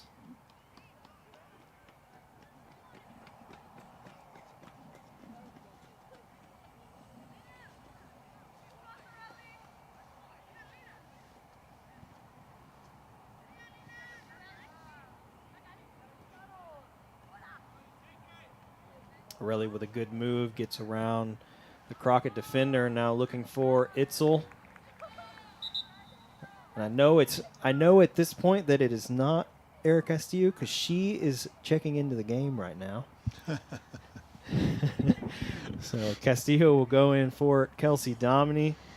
And I believe Itzel is going to come out and Jewel going to go up top for the maidens.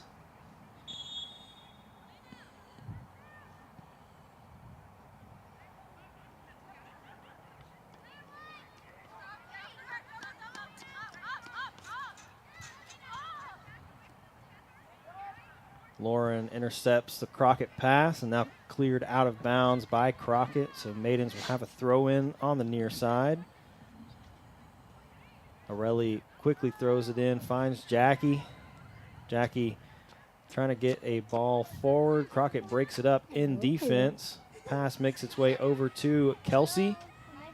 Kelsey Good gonna cross. Get the cross in straight to the keeper, Millhouse. Good cross, though, from Kelsey, but a really good job from Millhouse stepping up, catching that ball. I want to go to McDonald's too, right? Is that what the girls are talking about? We have a couple JSA girls that are in front of our field mic right now. Just hanging out, I don't having know a about great you. time watching the girls' game. I could use a Big Mac. I mean, I wouldn't say no to a Big Mac.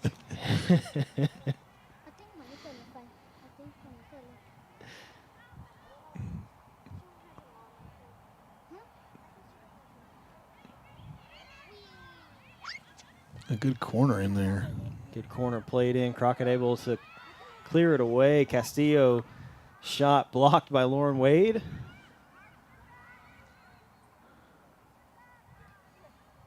Are now going to find Jewel. Jewel making a good run. Cross comes in. Lauren gets a foot to it, blocked by Crockett. Lauren now going to send this over. Arelli going to get a cross in herself, and Jackie's header just wide left. I like how Jackie got up and put that ball down. So a lot of times you see people hit the header and the ball goes up, and sometimes will pop over the goal. I like to see it when they put the head, put the ball down real low like that. She did a good Well, and even job. when it's on target, a high header is much easier for the keeper to save than a low-driven header is. Yeah, and if you hit the ball low and it gets blocked by somebody, it's probably going to just be laying in front of the goal, and somebody else is going to get an opportunity to put a foot on it and score. If you hit it high and it gets blocked by the keeper, it's just going to go over the goal. But a lot of times, especially in girls soccer, you'll see them head the ball and it'll just go over the bar. So Jackie did a real good job deliberately getting up and putting that ball down. She was wide of the post, but it was a good low header. So Sophia trying to find Arelli. Jacksonville going to step up, win the ball. Mariana now sends this over for Lauren. Crockett first to it. Good step, though, from Alexa, able to win the ball.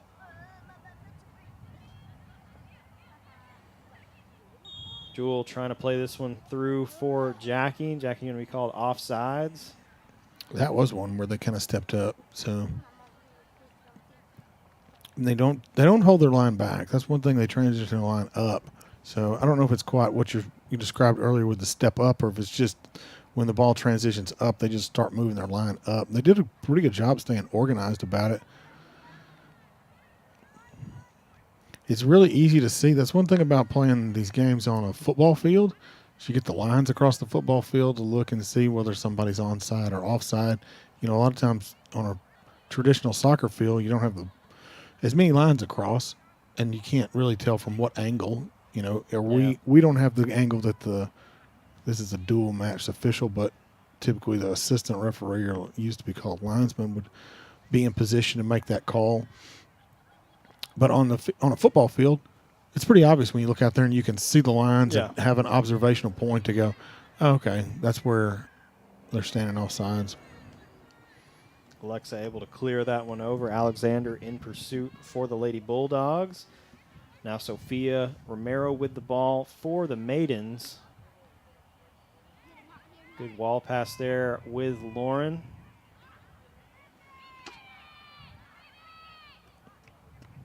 Sophia finds Lauren. Lauren now looking for Arelli down the sideline. Arelli nice move. with a good move, able to create some space. And Left-footed cross coming in, almost a shot. the trajectory that ball was taking, and a good save by Millhouse, able to knock that one out for a Jacksonville corner.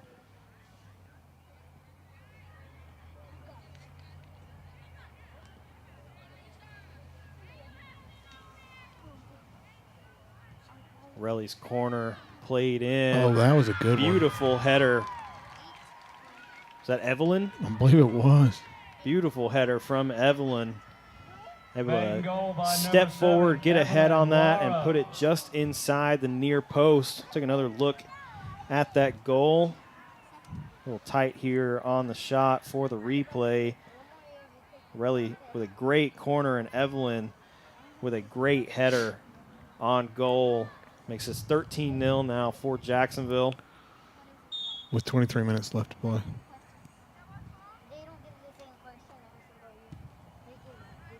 Crockett going to send this ball over the top.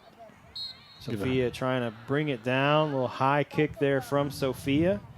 So Crockett will have a free kick in Jacksonville's half. Is the refereeing signal for this to be an indirect kick? I mean, that's what it looks like to me.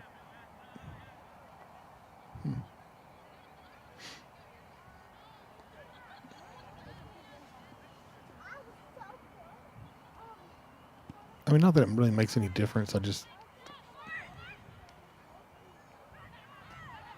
Jacksonville quickly wins it. Lauren finds Jewel making a run. Jewel going to play this one in for Lauren. Crockett able to get a touch on it. Lauren quickly wins it back. Evelyn going to be called offsides. This is such a different game than watching Friday night's game. The way they're playing is, having the field all spread out and giving Jacksonville opportunity to make all these runs. Morelli finds Evelyn. Evelyn now going to send this one across for Jewel. It's a nice trap. Jewel with a really good move, able to create some space to give her a chance to get a cross in. Jackie trying to find Lauren. Lauren now with a great ball, finds Morelli with lots of room. Morelli's cross low between two Crockett defenders and out of bounds for a goal kick. Yeah, that was a great play. I really like to see when Jewel takes that trap. I think it's a chest trap, but she turns with it instead of just, stopping the ball. She's moving with her trap. When they're able to do a first touch that goes in a positive direction for them, it just opens up so many more opportunities for them.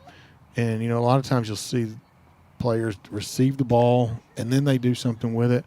Your quality players are going to receive the ball and immediately they're moving the direction they want to go with it. Yeah, they're giving the defender less time to anticipate what they're going to do and make a move towards them to defend.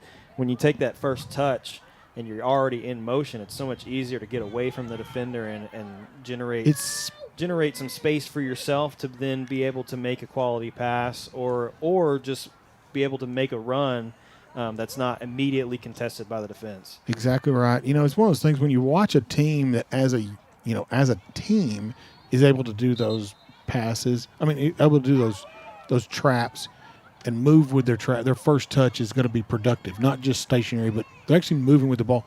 The whole game speeds up. When one player after another player can do that, it's the pace of the game is exponentially faster than receive the ball. Oh, now I've got to go do something with it. It's one of those things that it's a little thing that a lot of people don't notice. They don't realize, hey, why is this game so much faster when this team plays? And when you break it down, you're like, oh, because every touch every first touch is in motion. We're not stationary on our first touch. It just speeds the whole game up so fast. And, that's the difference in, teams playing deep into the playoffs and teams getting eliminated in the playoffs is how fast you play, because the speed's going to pick up. I've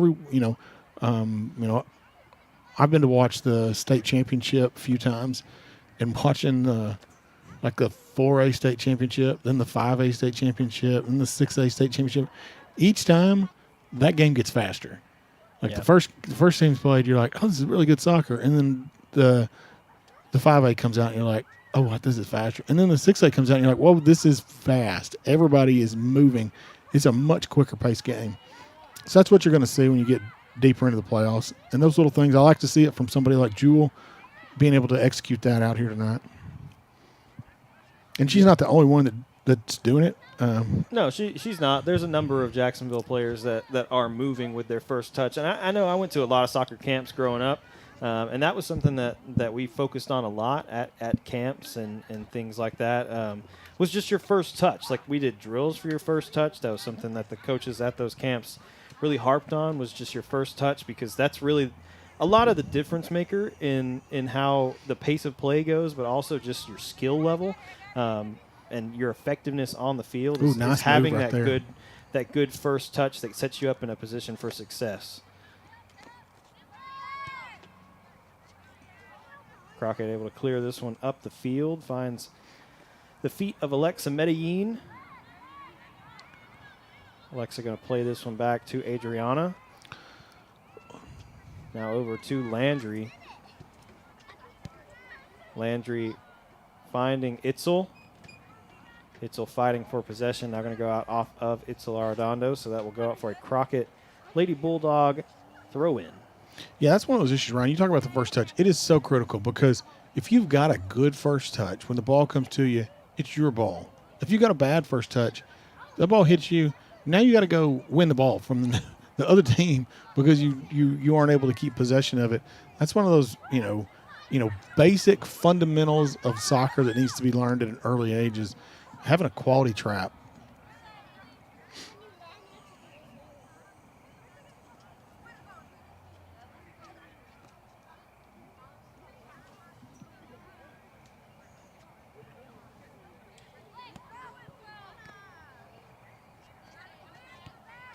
It's sold back over to Giselle. Giselle with a good move, getting past the Crockett defender. Her pass, though, broken up and cleared out of bounds. Trying to find Whitney.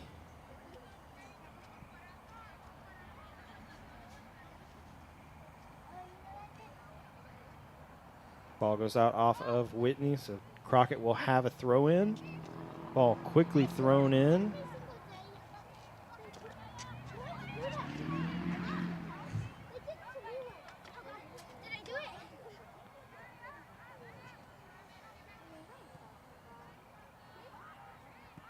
We'll give some kudos to this Crockett team. They have not quit by any means. They are still hustling. They are still playing. And down 10-0 at the half. I mean, it's definitely to come out, just kind of flat in the second half, not really wanting to play a whole lot. But they have come out and they have shown some fight, and they are still playing. They have not been able to generate much attack so far in the second half. They've also made a couple changes up top. But defensively, they're still playing. They're still winning the ball, and they are trying to move the ball up the field. Jacksonville's just done a really good job defensively of not allowing that. But you got to respect the fight from this Crockett Lady Bulldog team that they've shown tonight. No, they're trying their best to play. I mean, you look at what their style of play they're trying to do and move that line up. They continue to do it. You see times in games where one team just dominates the other team, then they stop running after the ball. They stop. They stop I'm pretty moving sure Crockett up. is a 3A school.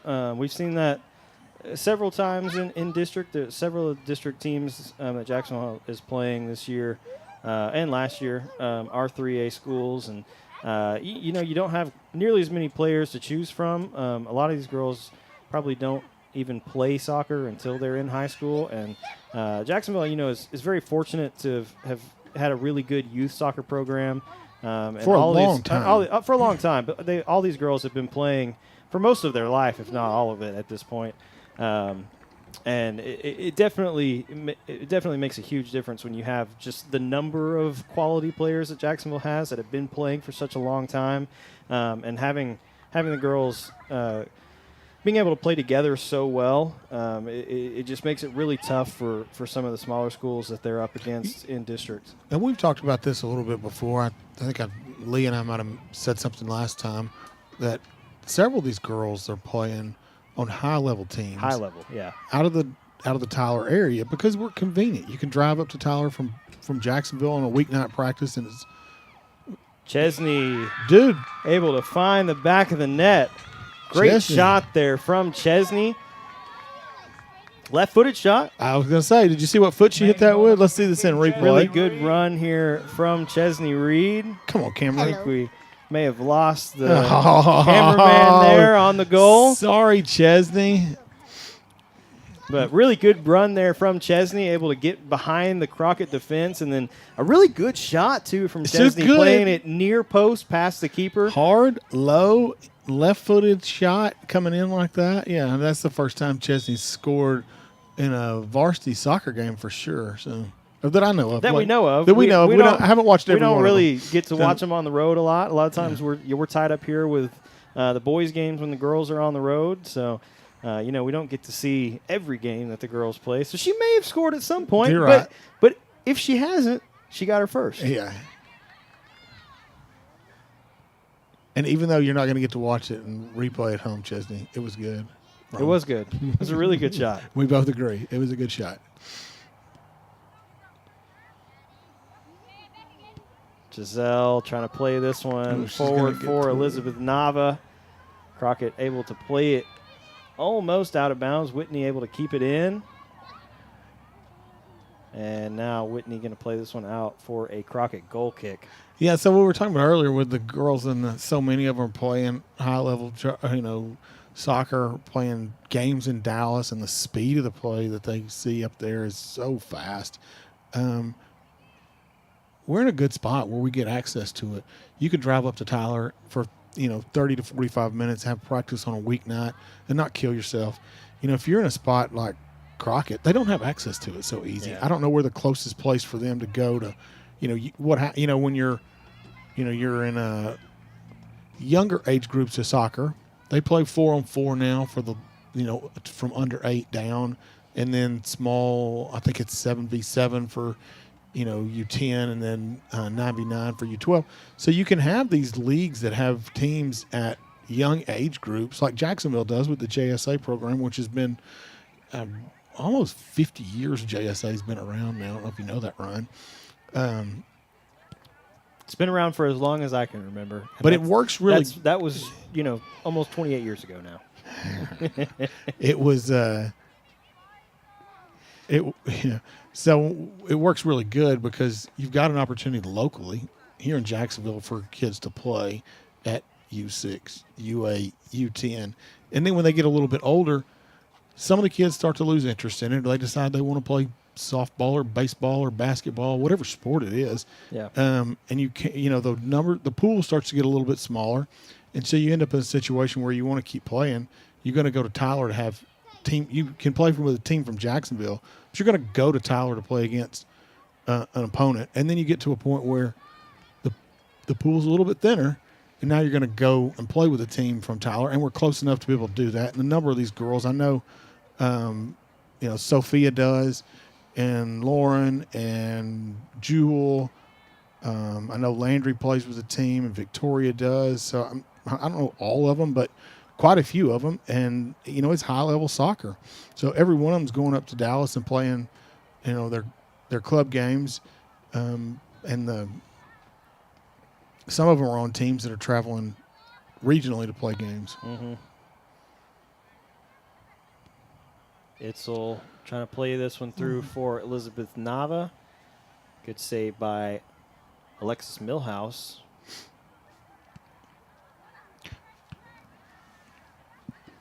That's such a benefit to the coaches here for sure.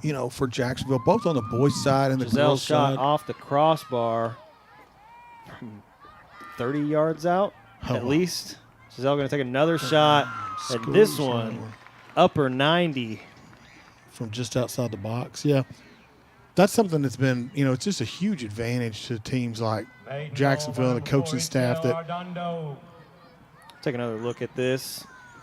Giselle gets the rebound off the first shot that hit the crossbar, and then a really well-placed shot. There's really nothing Alexis Millhouse could have done to save that She's one. unstoppable. It's just a really, really good shot from Giselle. But yeah, when they come in with those background like that, it gives them such a head start. Oh, I mean, for sure. when you're the coach, you don't have to sit here and teach. You don't have to teach soccer. You just get to You could line them up in a formation and expand on their knowledge. Yeah. You know, you can go in and work on tactics and do, you know, have a deeper level look at the game than when you're trying to get players that don't have that experience. It's not necessarily. But you're not teaching fundamentals No. in high school at Jacksonville, which is, you know, a huge benefit to the soccer program. It's so different to be than- able to have a big group of girls that all are very high-quality soccer players, and basically you just have to tell them where to play on the field, and then they go out and do what they've been doing for a long time. Yeah, this is soccer is the hardest game to learn how to play.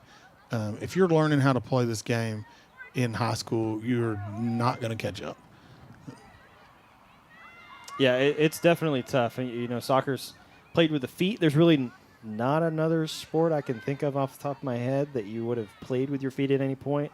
You don't really do a whole lot in life in general with your feet other than walk or run or, you know, something like that. But in terms of, like, being able to control a ball or shoot and things like that, like, there's nothing that really would prepare you for that just in normal daily life. I mean, hand-eye coordination you kind of use for a lot of things. So, you know, sports like baseball or basketball or football and stuff, like, you can kind of go and just pick that up somewhat quickly because it's something that, you know, you're more accustomed to. But foot-eye coordination, on the other hand, is not something that you just are able to pick up super quickly unless you've been doing a sport like soccer from a young age. It's a lot more of a learning curve for sure than some other sports would be. Yeah, and, you know, there's so many aspects to it, too. You play it with your feet. You have to be in such good physical shape to be able to play the game. And they're playing, you know. There's very little stoppage, if any. There's essentially none. And you've got, you know, two 40-minute halves, and you're going to run up and down a 120-yard long field repeatedly at, you know, there's so many sprints in this game. I mean, you have to have such good, you know, cardiovascular endurance to be able to play soccer. And we hadn't even got to the mental aspect. I mean, you know, it's something that takes a physical demand on you, but mentally, the players have to make so many decisions during the game. You know, everybody gets in football, you look at the game and who gets to make a decision? The quarterback. Yeah. He gets the ball and he gets to decide which receiver he's going to throw it to. And that's really the only decision making that he makes because he doesn't even really call the plays unless you're like at a super high level of NFL. Yes, that's correct. The coach is, you know, it's so dependent on the coach during the game to make those decisions, to call the play, to read, you know, what the opponent's going to do and send that play in. In soccer, there's no opportunity for that. You have to know what you're supposed to do in that moment of the game, and you have to be able to make decisions autonomously and execute it. So that's one of the things that, you know, soccer has, no other sport has. There's no breaks. You know, basketball even. Basketball seems like it's free-flowing, and it is. But then the coach calls timeout, and everybody comes over to the side, and they write up on the board what they're going to do next. You don't get that opportunity in soccer. There's no, there's a minute left. Let's take a timeout and come draw up some play we want to run. It's just the coach yells from the sideline, and you better have worked on it in practice. Yeah, and your quality coaches aren't going to do a lot of coaching during the game. They're going to do their coaching at practice. They've got an opportunity to teach you how to play the game during the practice session, and your game time is when you get an opportunity to come out and execute that. And coaches will make minor adjustments. I mean, they'll talk to people in a way that breaks things down, but it's going to be very minor. They're not going to come out and give a dissertation. There's no big changes that are going to happen, especially during the play of the game, unless they make some kind of substitution, because you just can't do that. Yeah, just under 5 minutes remaining here in the game. Landry going to play this one over to Alexa. Alexa sending this one over the top for Chesney to run onto. Millhouse going to come out Safe hands of Alexis Millhouse there. That's a long ball. I mean, she played, a 50-yard pass probably in the air on that one. For a girl, that's a long pass. It's a long pass. Yeah, you don't see that too often. And, and you need to be able to do that, because in a situation where they play their high line, if you can play a ball over, it makes them respect that and not be able just to sit and expect everything to be played in front of them. Yeah, we almost see that so little from this Maidens team. You kind of wonder if the forwards were even expecting it. I mean, I'm sure maybe they've worked on that in practice some, but it's just so rare. Like, you don't really see either Landry or Alexa hitting a long ball over the top like that. Jewel going to take a shot. Millhouse with a great save. Chesney's going to be called offsides. Offside. We're winning 15-0. It's you're going to have to be onside real good. Yeah, we haven't done that. They've been playing real possession-based soccer this season. They like to work the ball up the field with control and not play a lot of those long passes. I mean, it's good to see it once in a while and have the ability to execute that. It makes the defense have to have another aspect that they've got to be able to defend against and not just expect everything to be played short and in front of them. And it makes it a little more dynamic for them. But the control and the possession that Jacksonville's had this season has been so good to be able to move the ball. Like Jewel with lots of space gets inside the box. Cross comes in. That one off the chest of Jackie. Chesney able to send it back in. Goes off the hands of Millhouse. And Jacksonville able to slot it in. Crockett going to make a couple substitutions nearing the 2-minute mark remaining here in the second half.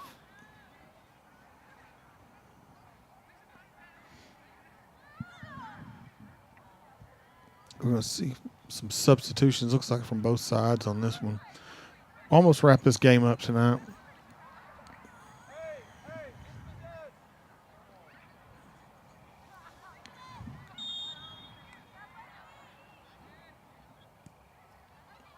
Crockett going to get us back underway. This ball sent up the field. Kelsey going to step up. Play it to Chesney. Now inside for Itzel. Nava sends this back for Jewel.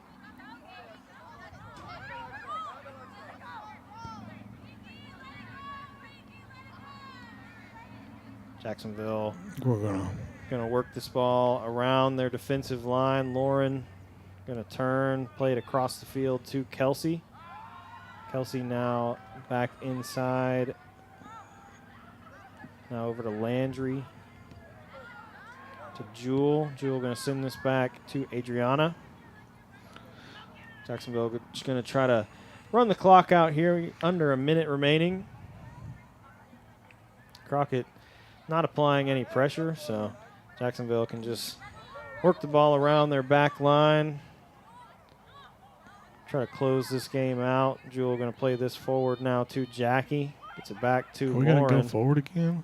Lauren sends this over the top. Jewel McCullough in a full sprint. Oh. Hard foul there. Going to be called against Jacksonville. I thought they were going to finish out the game just passing thought for they the were last too. minute. Not decided, hey, let's just go forward and try and make one more. Oh, well. It's the game. Crockett going to play this one short. 10 seconds remaining here in the second half. Lauren going to send this back to Landry. And that will do it. Jacksonville defeats the Crockett Lady Bulldogs 16-0. Another dominant performance from this Jacksonville Maidens team here in district play. Still undefeated, 11-0 now. And the boys and girls will both head to Trinity on Friday to take on the Trinity Tigers. And the Maidens' last road game for district. The boys will have their senior night next Tuesday, and then in their season, in their district season anyway, they do have that playoff warm-up game against Tyler High the following week. But they will end their regular season district play on the road in Palestine. So that should be an exciting game on the road. And we will have an exciting game here for you on that same night in the historic Tomato Bowl as the Maidens will take on Palestine next Friday, the 15th. Enjoy the rest of your week. Thank you for watching here tonight on JISD Live. On behalf of Paul, Travis, Lee Trailer, Swanson Trailer, and the JISD Live media team, I'm Ryan Travis. We will see you next Tuesday. Have a great rest of your week. Good night.